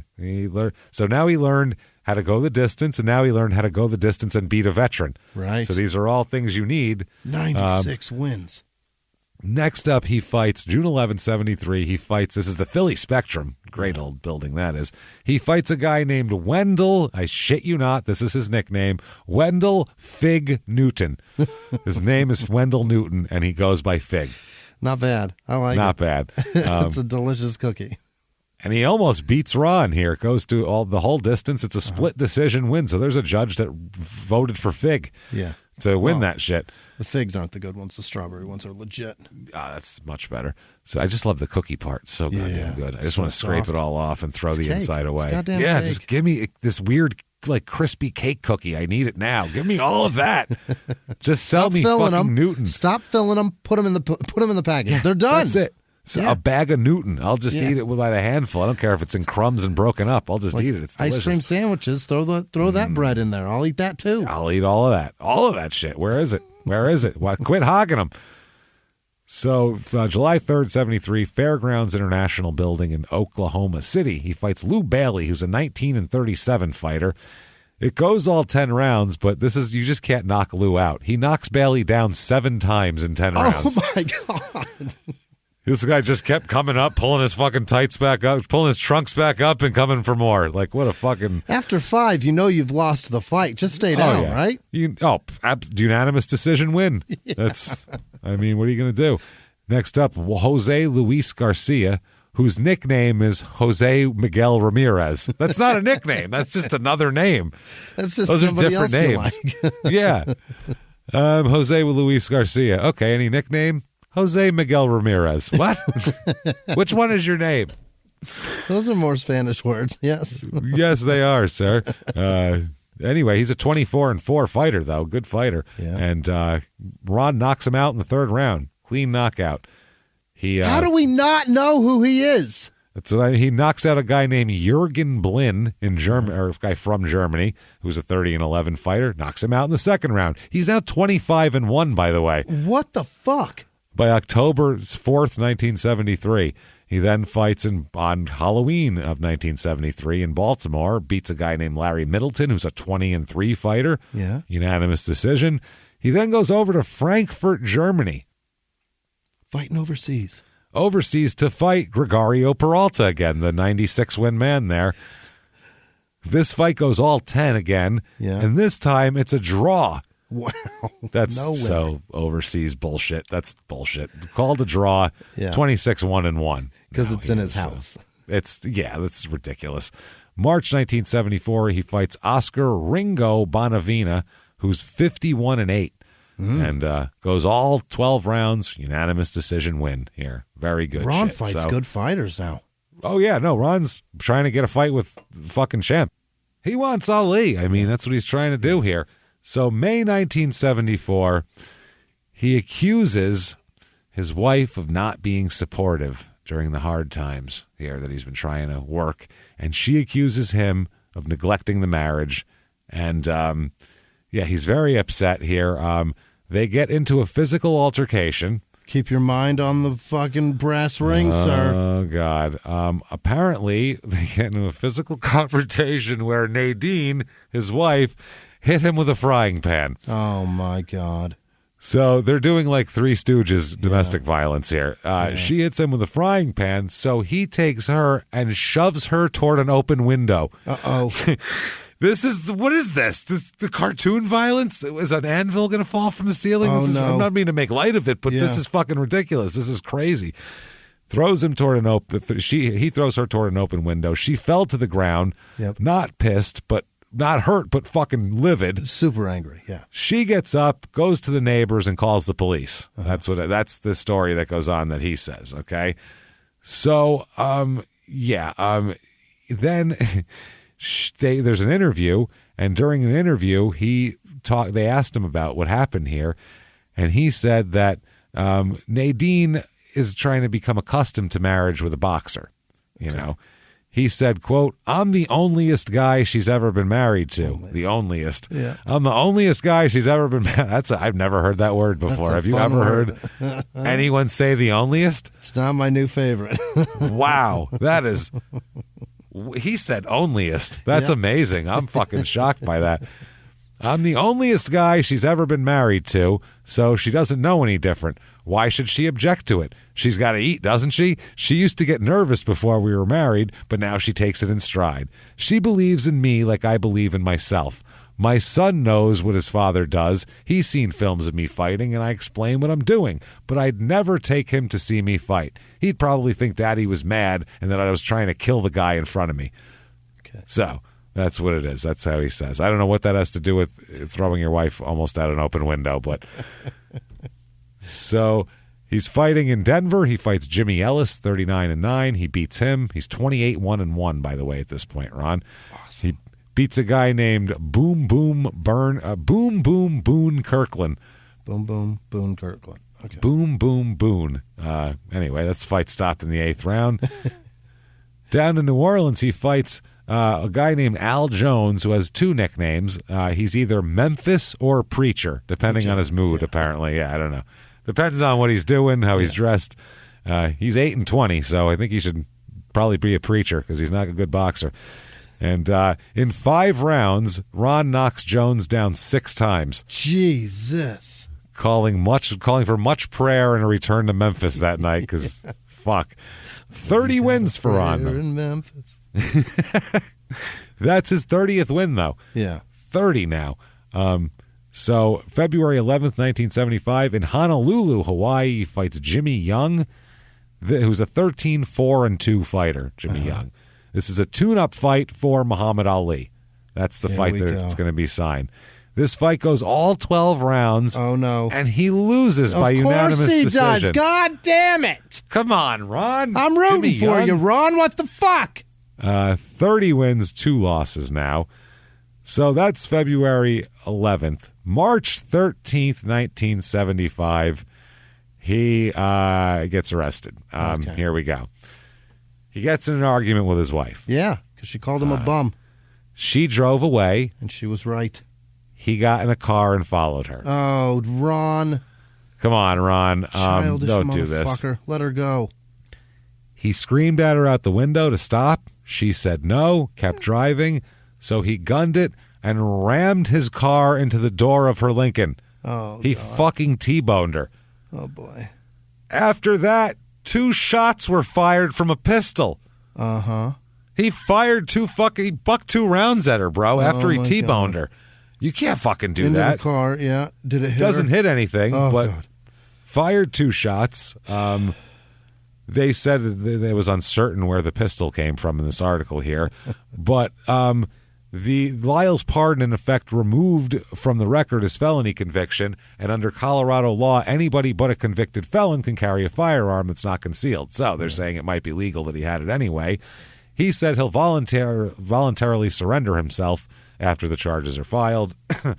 He is freed on $3,000 bond, which is crazy. He's charged with second-degree assault and 2 counts of felony menacing.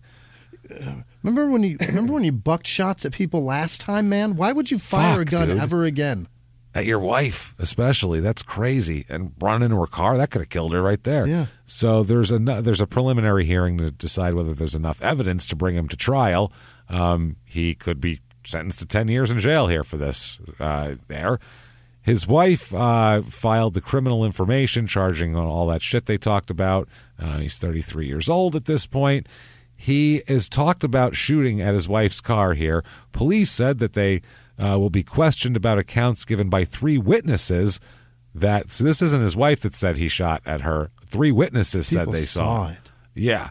They shot at his wife's car as she drove away after an argument. Police declined to identify the witnesses, and it occurred in the downtown area. He's doing this in the downtown area. That is fucking crazy.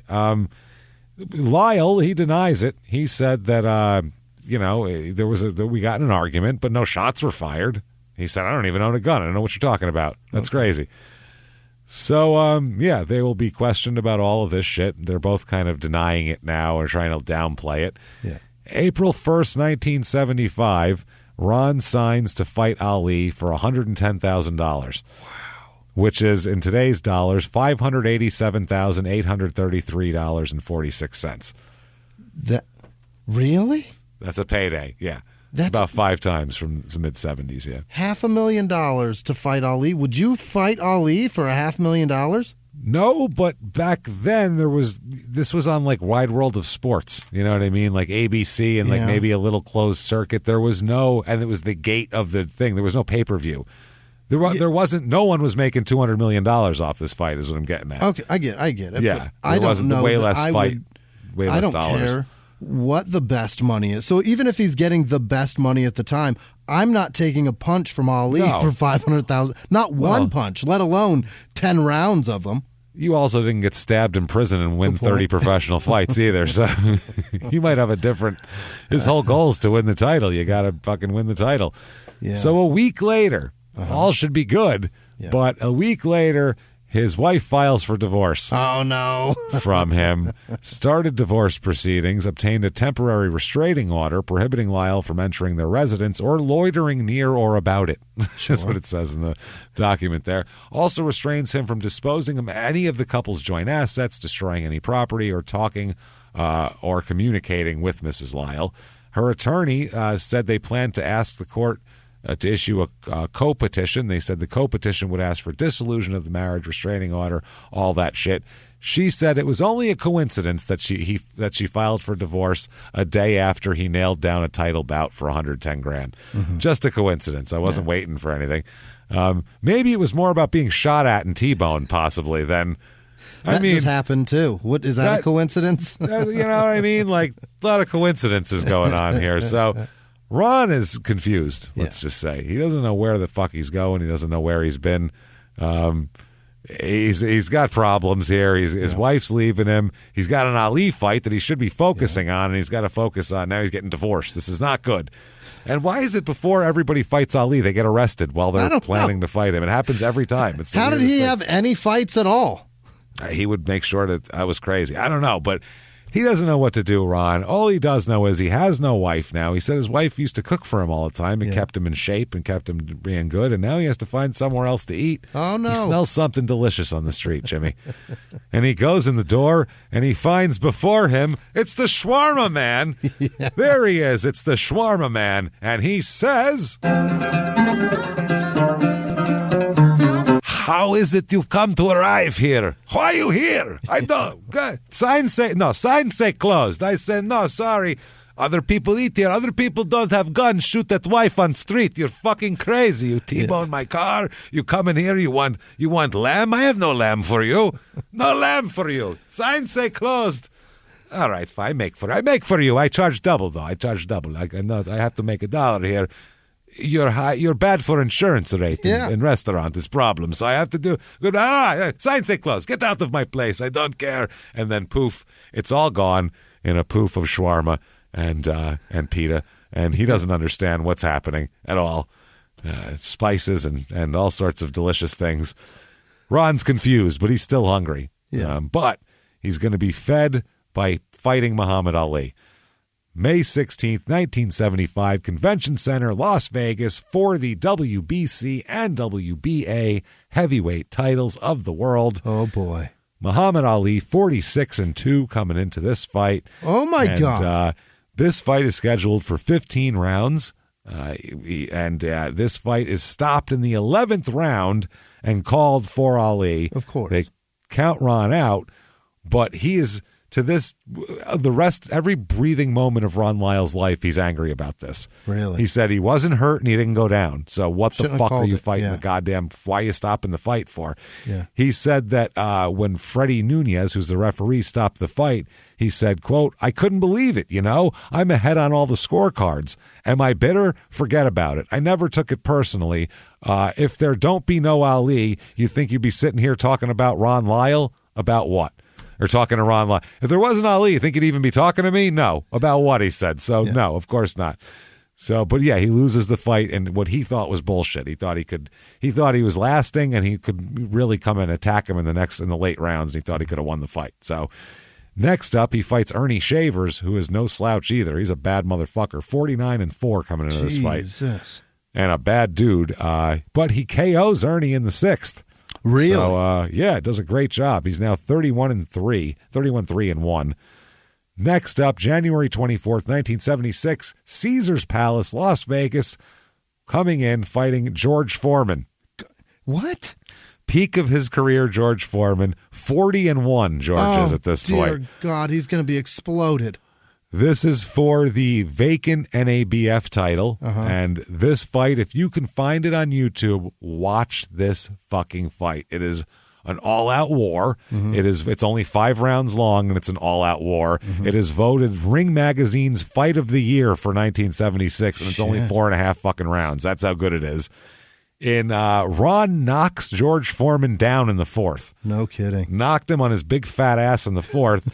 And then in the 5th, George knocked him out. Yeah. So these were just story, and he's missed now.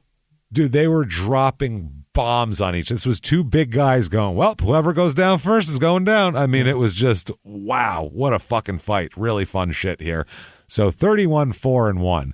So he's lost to 2 slouches, and he lost to Ali and Foreman, which Not is bad. no shame in that. He said that about Foreman. He said, I saw his fight, talking about Lyle, with Muhammad Ali. Lyle jumped on him in spots, but didn't have the ability to overcome Ali's boxing ability. His reputation as a puncher really didn't concern me because up until then, I'd only struggled with guys who moved. Ali was hard for him. Right. He'll hit you harder than you hit me. That's Foreman's deal. He said, I always said Ali is the only fighter to truly defeat me in the ring because the other guys just survived, which I agree with that. If you saw like a Holyfield fight, he just hung in there and hung on him the whole fucking fight. He said, Ron Lyle was the one guy. They deserve the victory for going the distance. Ron Lyle was the one guy who refused to run, refused to be intimidated, and stood there and had a fight. He physically hurt me, and no one else ever did that. Is that right? Yep, he said, my God, I was in the fight of my life. I had to get up and fire back when I was groggy, and I'd never been in that position. Lyle would point his right hand in my direction and hit me with it almost every time he let it go. Wow. So he got a lot of respect from George Foreman. He was like, he scared the shit out of me. Yeah, because he's a convicted murderer, George. That man's a killer. It's fucking scary.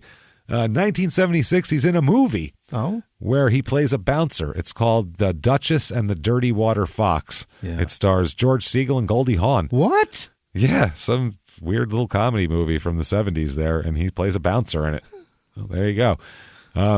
He beats a guy. I'm going to go through these quick. September 11th, 76, he beats some guy named Kevin Isaac, who's some young guy who gives a fuck. Beats him 32-4-1. Then he fights Jimmy Young again. Yeah. Remember that guy? Yeah. Goes all 12, unanimous decision, loss again. God How do you beat up George Foreman? You can't beat Jimmy Young up. George Foreman's scared of you. Yes, very. 32-5-1. Then Caesar's Palace, he fights a guy named Joe Bugner, who's from Hungary, who's got 52 wins, 52-7. Beats him, split decision. May 26th, 77, his mom dies in a car accident. Oh, no. Yep, it's brutal. Apparently, a guy sped through an intersection and plowed into his mom and killed her. Oh, damn it. It was pretty bad. Ron Lyle was, Jesus Christ, that was terrible. They said that they suffered minor injuries in the crash, and that thing. It's pretty fucking bad. So the guy is under investigation of vehicular homicide, the guy who plowed into him here. Mother of 19 children. Jesus Christ. That is fucking horrible. He said, my mother died a saint. The things I did broke her heart. When I was in prison, my mother traveled in the snow to see me, so I decided I would do something to make her proud. I decided to become heavyweight champion of the world. Well, you didn't, and she's dead, so I decided it. July 3rd, 77, he has another son. His name is David. Now, David will eventually he'll never see David. He's completely estranged from David. David he'll go on to be adopted, and David will go on to play 12 years at linebacker in the NFL. What? His son David plays for Green Bay, Miami, the Jets, and Cleveland for 12 years. David who? Bowens. David Bowens. He's a linebacker. Really? I remember him. Yep, he played for a bunch of teams. Yeah, Green Bay, Miami, Jets, and Cleveland. He played from I want to say 99 to 2011, somewhere in there. What are the odds? No shit, right? That's his dad. He said he never met his biological father, Ron. Never even met his kid, and his mother gave him up for adoption when he was 3. This poor kid. So late. Oh, that's so late to give a kid. That's way too late to give a kid up for adoption. You named that child and that child knows your name. Yeah, he's going to remember shit. Like, that's fucking too much. There's a lot in there.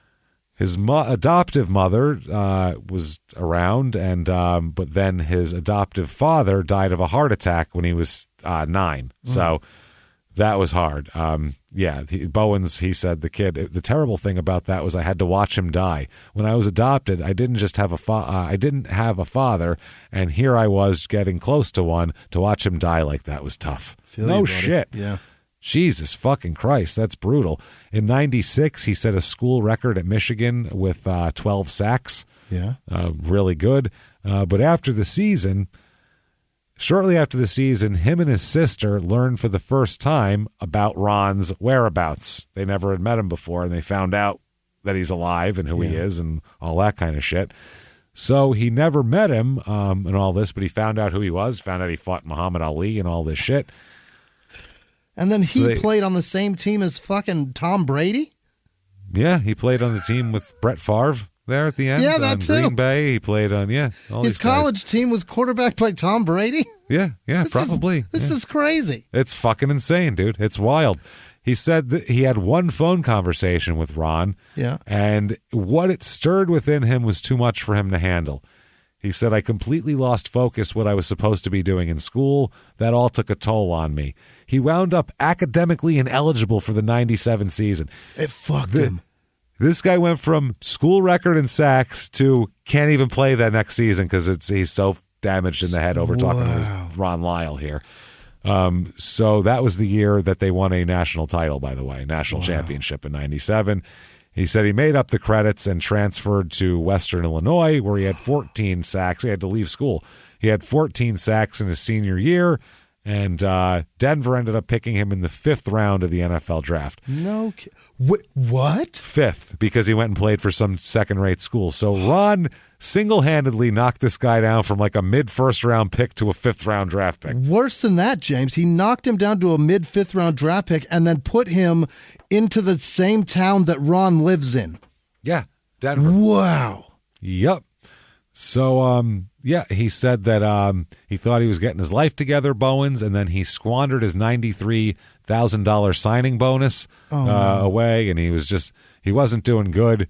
And but he ended up figuring it out when he went to Green Bay, he said, and it all worked out for him, but still hasn't talked to Ron from what I understand. So wait a minute.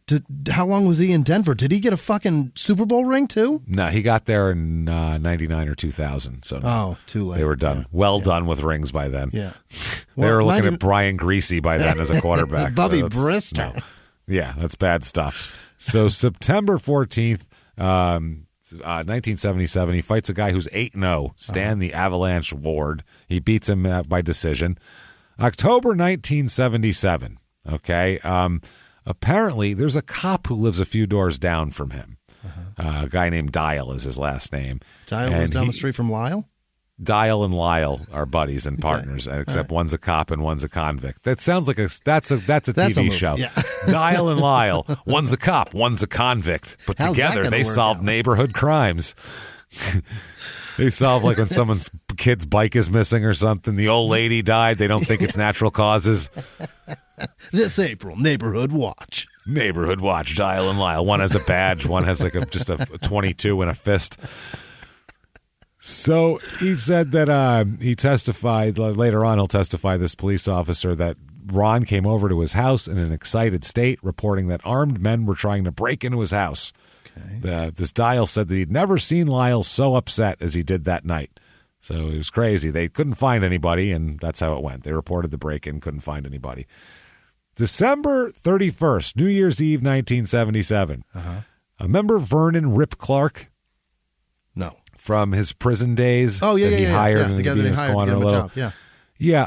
Apparently, after the Shavers fight, this triggered the re-entry of Rip Clark into Ron's life. Somehow they got together. He showed up, Rip did, at Lyle's house about a month after the fight, saying, you did such a great job against Shavers, and I've done really well, because after they had been together for a little while there, Rip kind of went off and did his own thing and had some problems and legal issues. And I mean, they met in prison. So, he said at this point he's reformed himself and he's trying to, get his shit together. Do you have any way you could help me? Can you, hang out? Can I have a job? Something, right? So Ron said that he invited Clark into his home. He said, sure, you can come in and we can hang out. So Clark began coming around all the time again. And, kind of just inserted himself into Ron's life. And then Rip would ask for loans sometimes. He'd ask for loans. And he said that, listen, if I help you, you can't come to the gym with drugs. You got to stay away from the kids and leave the drugs behind, do all that shit. I can't have you coming around the gym being with fucking drugs and shit. Not cool. So his wife now, his second wife, Patty, didn't like or trust this Rip Clark and told her husband that she was kind of uneasy about having him in the home and Bill Daniels also said, you got to get rid of that guy. I don't trust that guy. He said he's bad news doing drugs. Mm-hmm. And this is Bill, who hired hundreds of convicts, and he's not a judgmental guy. You know what I mean? No, but if he's a great judge of character of convicts, he's hired 34 of them. Yeah. If I tell you don't hire that one, don't hire that one. If he says throw that one back, it's because it's bad. You know, right. It's because he's bad. So he said, but Ron said his loyalty to the former prisoners had to take precedence, and so he had to help him out. So he said that Clark and Lyle were friends, and he said that this is a guy who's a stockbroker who is a member of Lyle's entourage who did like his finances back in the day, Mike Hayes. He said it's true, Lyle did owe money for Clark. Clark was an ex-con like Ron. They met in prison and became best of friends. Rip loved him and even quit a job at $13,000 a year, and that's pretty good for a guy who was in prison. So he could join him as a trainer. Well, as an assistant trainer, more of a gopher who would do anything for Ron. But Ron only paid him a little at the beginning, and then for weeks and weeks he didn't pay him at all for some fucking reason. Yeah. So in March 76, this is after he got knocked out by George Foreman, Lyle tried to get out of his contract with the Denver Boxing Club. He sued Bill Daniels and shit. So it was settled out of court, and Bill Daniels said it was probably the biggest heartbreak of my life. We were partners, and I was his best friend. I don't know what happened between him and Rip Clark, but Clark adored Ron. Mm-hmm. So there you go.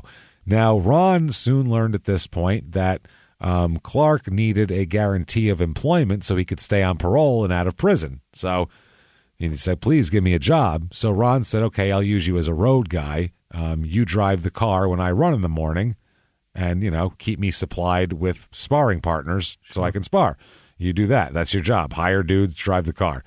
He also agreed to lend him some money as well. He said, I'll lend you some money to get on your feet and all that. Clark never paid him back. So in the span of over 3 months, Ron had fired Bill Daniels and hired Rip Clark into his life. So, oh my God, that's what's going on. New Year's Eve, 77. Back to that. Mm-hmm. Lyles are having a small family gathering, including, he's got family there. He's got his daughter there. He's got, people around.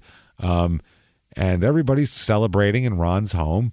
None of them are drinking. It's all a bunch of non-drinkers there. It's like a Christian type thing. Okay. They ate dinner late and had a quiet evening leading up to the new year. They're just having a nice gathering. Do it low and slow.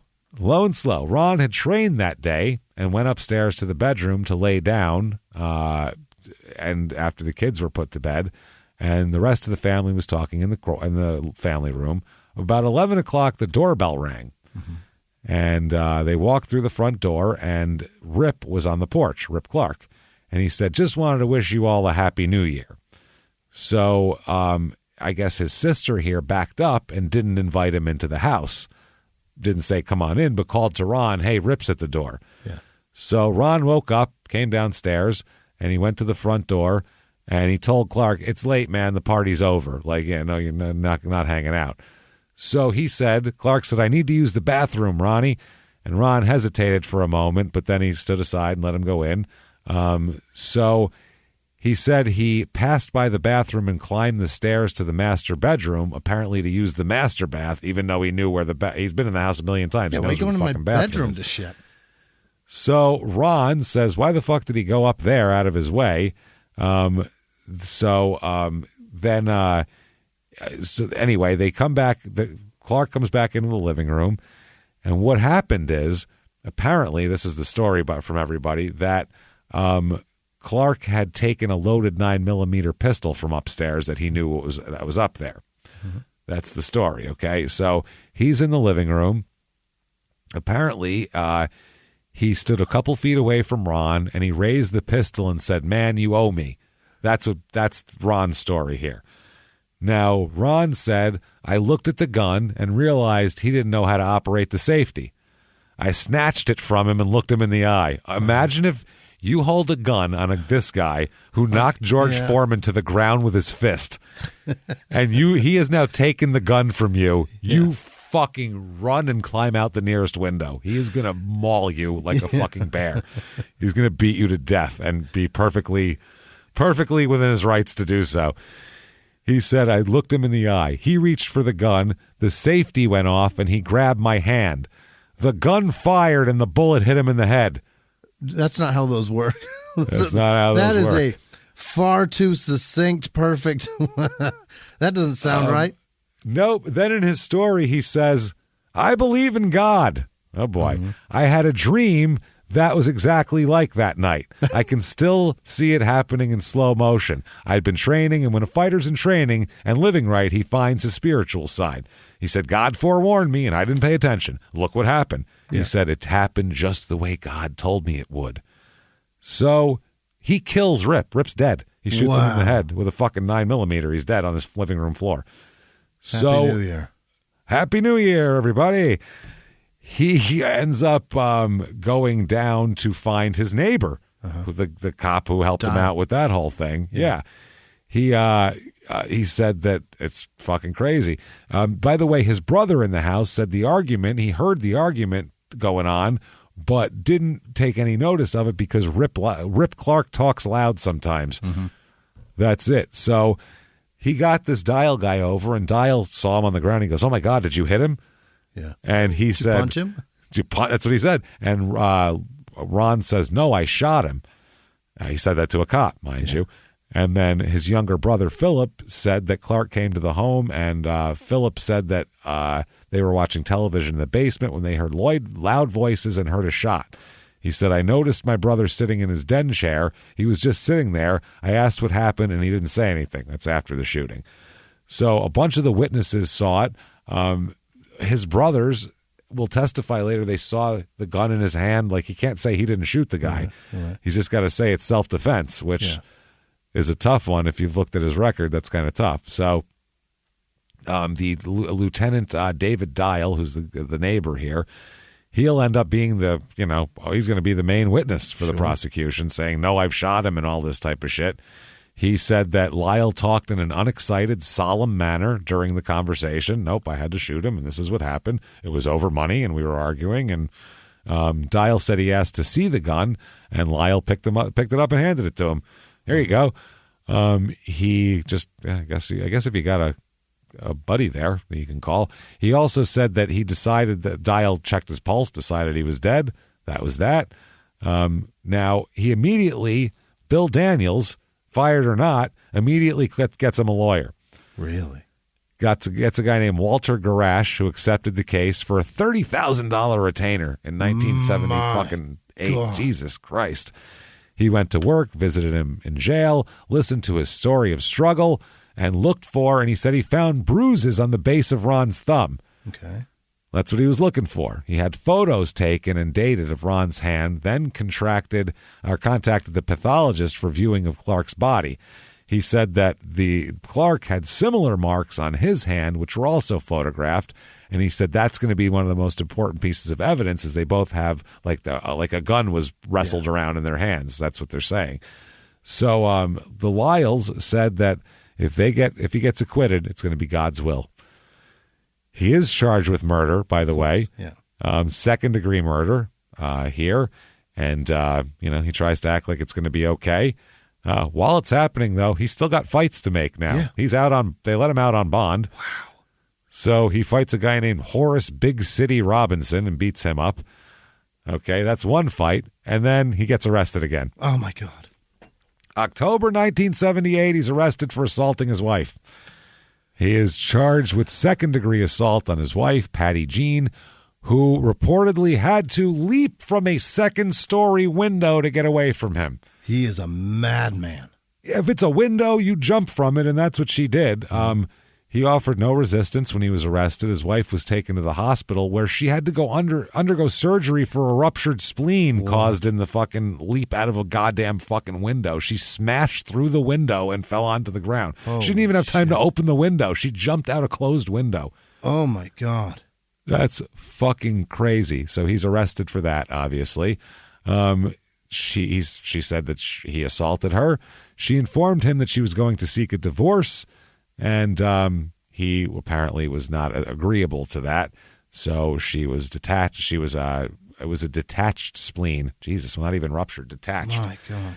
She told him she was going to live in Dallas with the children, and but she would drop the charges because she said, "I'm tired of fighting. I'm tired of the whole mess. My daddy doesn't want her daughter, or my daughter doesn't want her daddy in jail, so I don't want it either." So there he is. Now he's back in court for assault charges, though, because they're still filed. His wife is seeking custody of their 1.5-year-old son, and that's what ends up happening here. They also, at this point, foreclosure proceedings on Lyle's home also begin because he owes $38,000 and he hasn't paid back. He says his financial situation is bleak, but he hopes he can forestall his creditors until he can earn some money fighting. He said, "I've struggled all my life to make something of myself. You just keep climbing that hill and the next one after that. And then just when you think you've gotten to the last hill, there's another hill." There it is. There it is. Found it. So he has been charged and everything like that. 1978's the murder trial. Yep. Okay. His lawyer has an expert that looks at jurors' facial expressions to tell how they feel, and they strike according to this. That's their way of going about it. A facial expression expert, right? With jurors. Okay. Now there's preemptory challenge where you can boot a couple of jurors off for no reason at all. You don't have to state shit, right? Yeah, don't like the shirt. They found one man here that they wanted kicked off the jury. They said the guy who did it, the consultant said, "He's a real bigot. Just look into his eyes." What? Okay. He said he used a preemptory challenge to strike the man from the jury. When told about it later on outside the courtroom, the man struck from the jury said, quote, "I don't know why they struck me. I like N-words." And said the word. It is printed in the paper. "I don't know why they struck me." That's what he said. I like them. They nailed it. That's pretty incredible. They could tell. Facial expression. Yeah, they said that's pretty fucking amazing. That's what did he make, the like guy, a stink face when they brought him in? The guy said, "I could tell by that juror's eyes that he was no good. Squinty, close-set eyes are a bigot's eyes. What I was looking for were sensitive, open-minded, analytical people. In other words, people with fine hair, wide-set eyes, and lack of eyelid." I don't know what the fuck that's about at all. That's crazy. So he saw him look down on him when he came in. That's amazing. And said, "That's the one." So they argued that the case should be dismissed because the police destroyed records of smudged fingerprints on the pistol alleged to be the murder weapon. They said that could be crucial evidence supporting the defense contention that they had struggled for the gun. But the defense lawyer said we can never resurrect that evidence, which might have acquitted this defendant. Only remedy is dismissal, and if this court doesn't want to stick its neck out, maybe the Colorado Supreme Court will. And they said, no, we're going to have a trial. What are you talking about? So they do this. It's much the same evidence as the preliminary hearing. Cross-examination of the pathologist who agreed that the bruises on Ron and Clark's thumbs could be the result of a struggle over a gun. Ron takes a stand in his own defense and gives passionate testimony in both direct and cross-examination. His lawyer said, "I was almost worried. Ron was so emotional. I was afraid the jury might conclude that he could get out of control." Verdict comes in here, and they find him, first ballot, of not guilty of murder.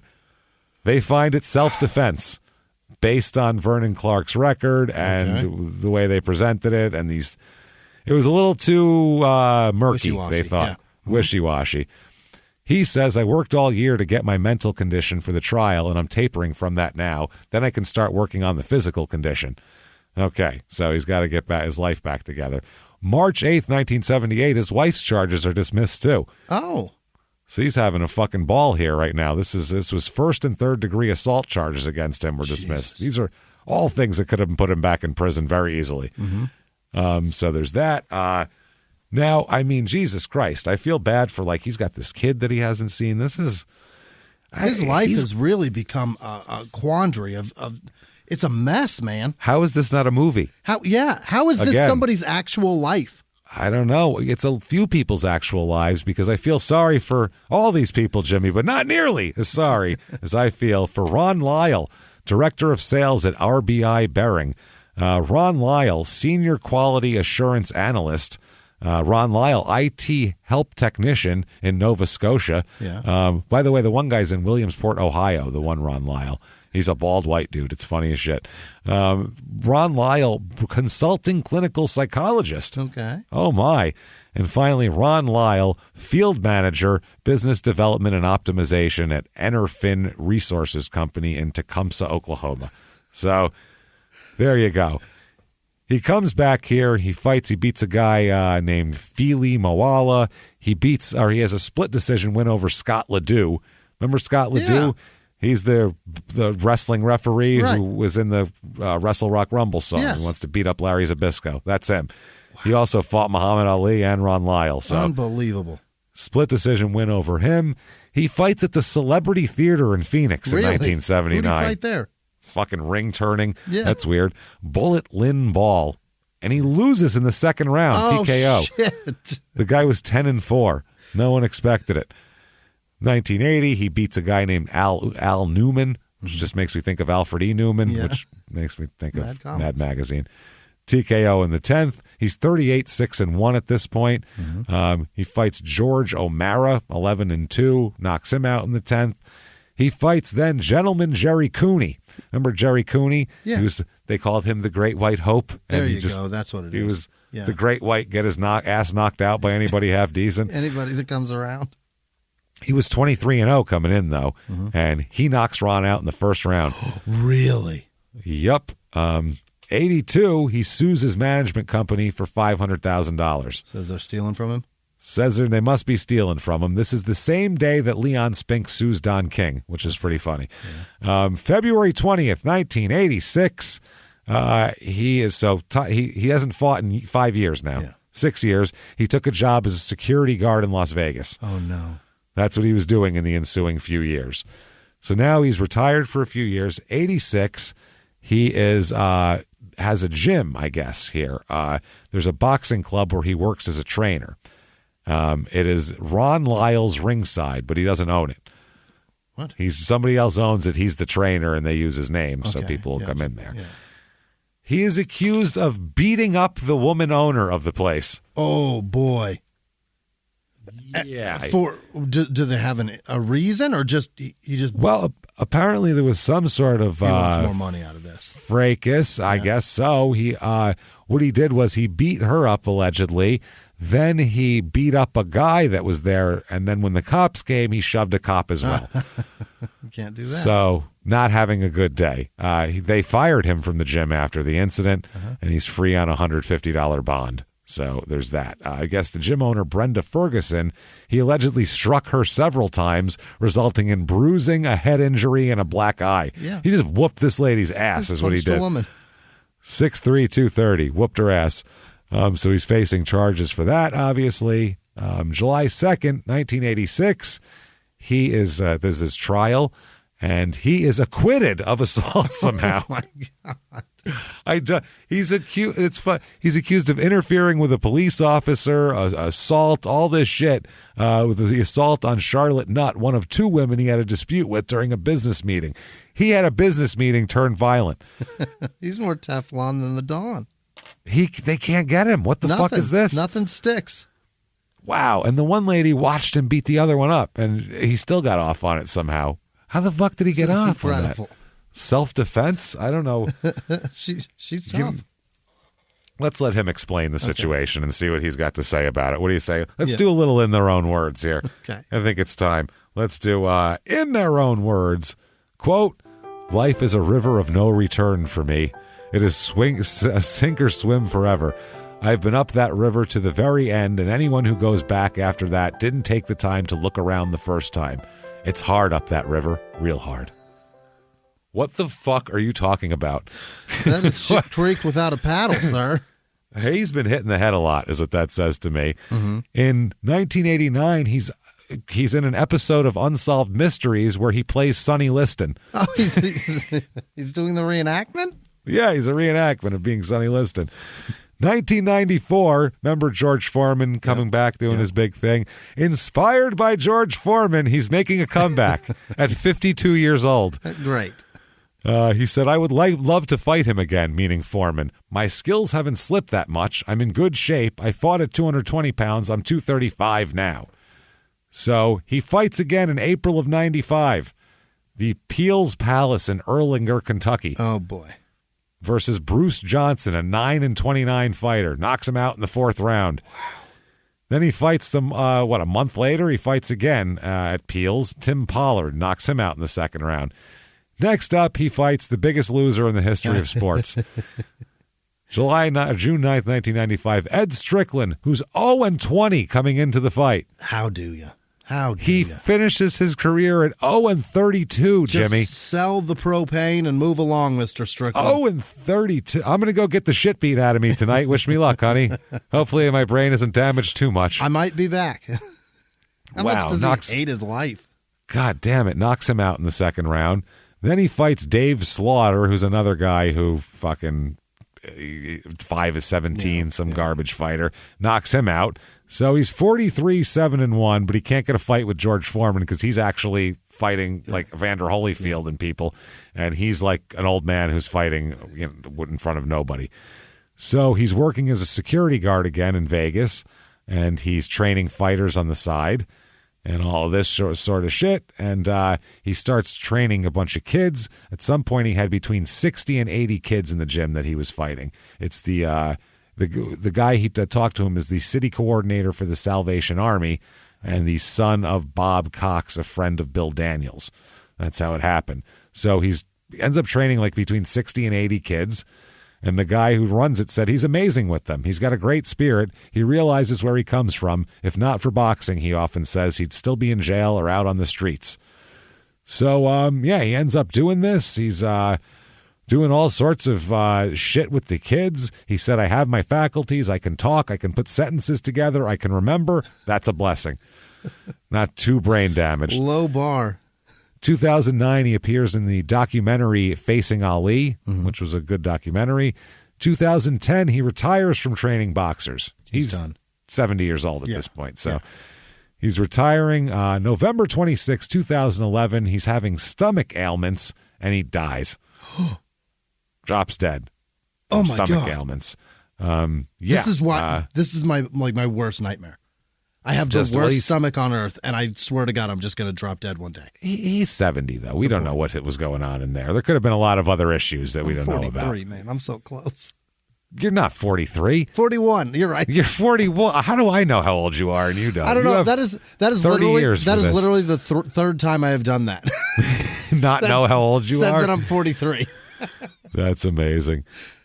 His sister said he was the strongest man I've ever known, inside and out. When he gave advice, it was solid. He will never know how much I loved him. I will greatly miss him now that he's gone. I will never have a close friend like him again. His one friend said, I just saw him yesterday. You looked at him and he looked like he was ready to step in the ring. Shake hands with him and it's like shaking a piece of steel. So can't get enough of Ron. Wow. Like I said, do yourself a favor. Watch that Ron Lyle, George Foreman fight from like 76. It's really worth this is real. It's really worth 15 minutes, and also you can read his book too, Off the Ropes, the Ron Lyle story. Yeah. Check that out. That's a story. Sounds like I made up the entire story, doesn't it? I did not make that up one fucking word. I thought you were going to say that at the very end. Just kidding. This whole thing's a fake for episode 300. Gotcha. No, I didn't get you. That's a fucking fact. Wow. That's why I saved it for a round number episode, because it's so crazy, and I don't know how it hasn't been like 5 competing movies. It's fucking nuts. It is crazy. So if you like that story, tell the world about it. Get on Apple Podcasts or wherever the fuck platform you're listening to. Give us 5 stars. It really, really does help the show out a lot. I don't know why, but it drives us up the charts. Head over to shutupandgivememurder.com right now. Get your tickets for live shows. We have virtual live show May the 5th, and it's available for 72 hours after that. It's a small town murder show, but it's going to be kick the fuck ass. So get in there and get your goddamn tickets. Also, get your tickets for the remaining Crime and Sports show that does have tickets, a live show. It's in August. It's at Ace of Spades in Sacramento. Be there. The Small Town Murder, that's the same night, sold out in like a fucking day. Those tickets have been available for 2 goddamn years. Please don't embarrass us in front of the goddamn STM fans. We've been telling them to listen to this fucking show, and we can't say, well, no one will goddamn show up. Please, don't embarrass us. Thank you. You are so jacked up. I'm jacked up. Do that. Get in there. Follow us on social media. Goddamn son of a bitches. I'm just kidding. I'm just joking now. But follow us on social media. We're at Crime and Sports on Twitter and Facebook, at Small Town Murder on Instagram. Do all of that. Patreon. Holy shit. I'm going to explode. Oh, it's boiling. Yeah. .com/crime and sports. My goodness, $5 or above will get you everything you need out there. All the extra bonus. You'll get crime and sports bonus. You'll get small town murder bonus. Yeah. It slices. It dices. It's got it all. You're going to get in there. Mercy. You're going to have all these bonus episodes, have access to everything. This week, we are going to do for Crime and Sports the Fabulous Moolah, which will be very interesting. We're going to talk about, was she just a nice lady who helped young women get into the business, or was she a terrible woman who pimped out her young charges while also taking cuts, or was she somewhere in the middle? We'll find out. We'll talk about it. Here's some gross stories either way. And then for Small Town Murder, we are going to talk about some very interesting factors that allowed Jeffrey Dahmer to get away with what he did for as long as he did. God. And there's just some very interesting and gross details that really bring everything to light, and we're going to focus on those, and it's going to be fucking crazy. Check that out. Patreon.com/crime and sports. Right now, anybody $5 or above is going to get all of that good stuff here. That said, there's going to be, we had shout outs on the last week. There's going to be a lag this week because we had to do a head episode. It's very hard to explain, but there will be crime and sports again next week on there'll be, you know what I'm saying. There will be shout-outs in the next one for Crime and Sports and Small Town Murder, and then they'll be on both all the time, and you don't have to worry about it. You'll always have shout-outs. We just needed to skip one or two. You'll get all. We're not skipping anybody. They're all saved up, and they'll all be said. We promise. And do all of that. Check us out. Social media, do that too. Find us. You can do that through our web. Just go to the site, shutupandgivememurder.com. The links are there. Everything is there, goddammit. Do it all. Follow us. Come back for another 300 episodes of something. Yeah. We can't fucking wait. Thank you so much. Yeah, thank you for being with us, in all honesty, for 300 episodes or however many you've hung with us for. We really do appreciate it. Thanks for everything. And we're going to keep coming back. You bet. Live from the Crime and Sports Studios. We will see you next week. Bye.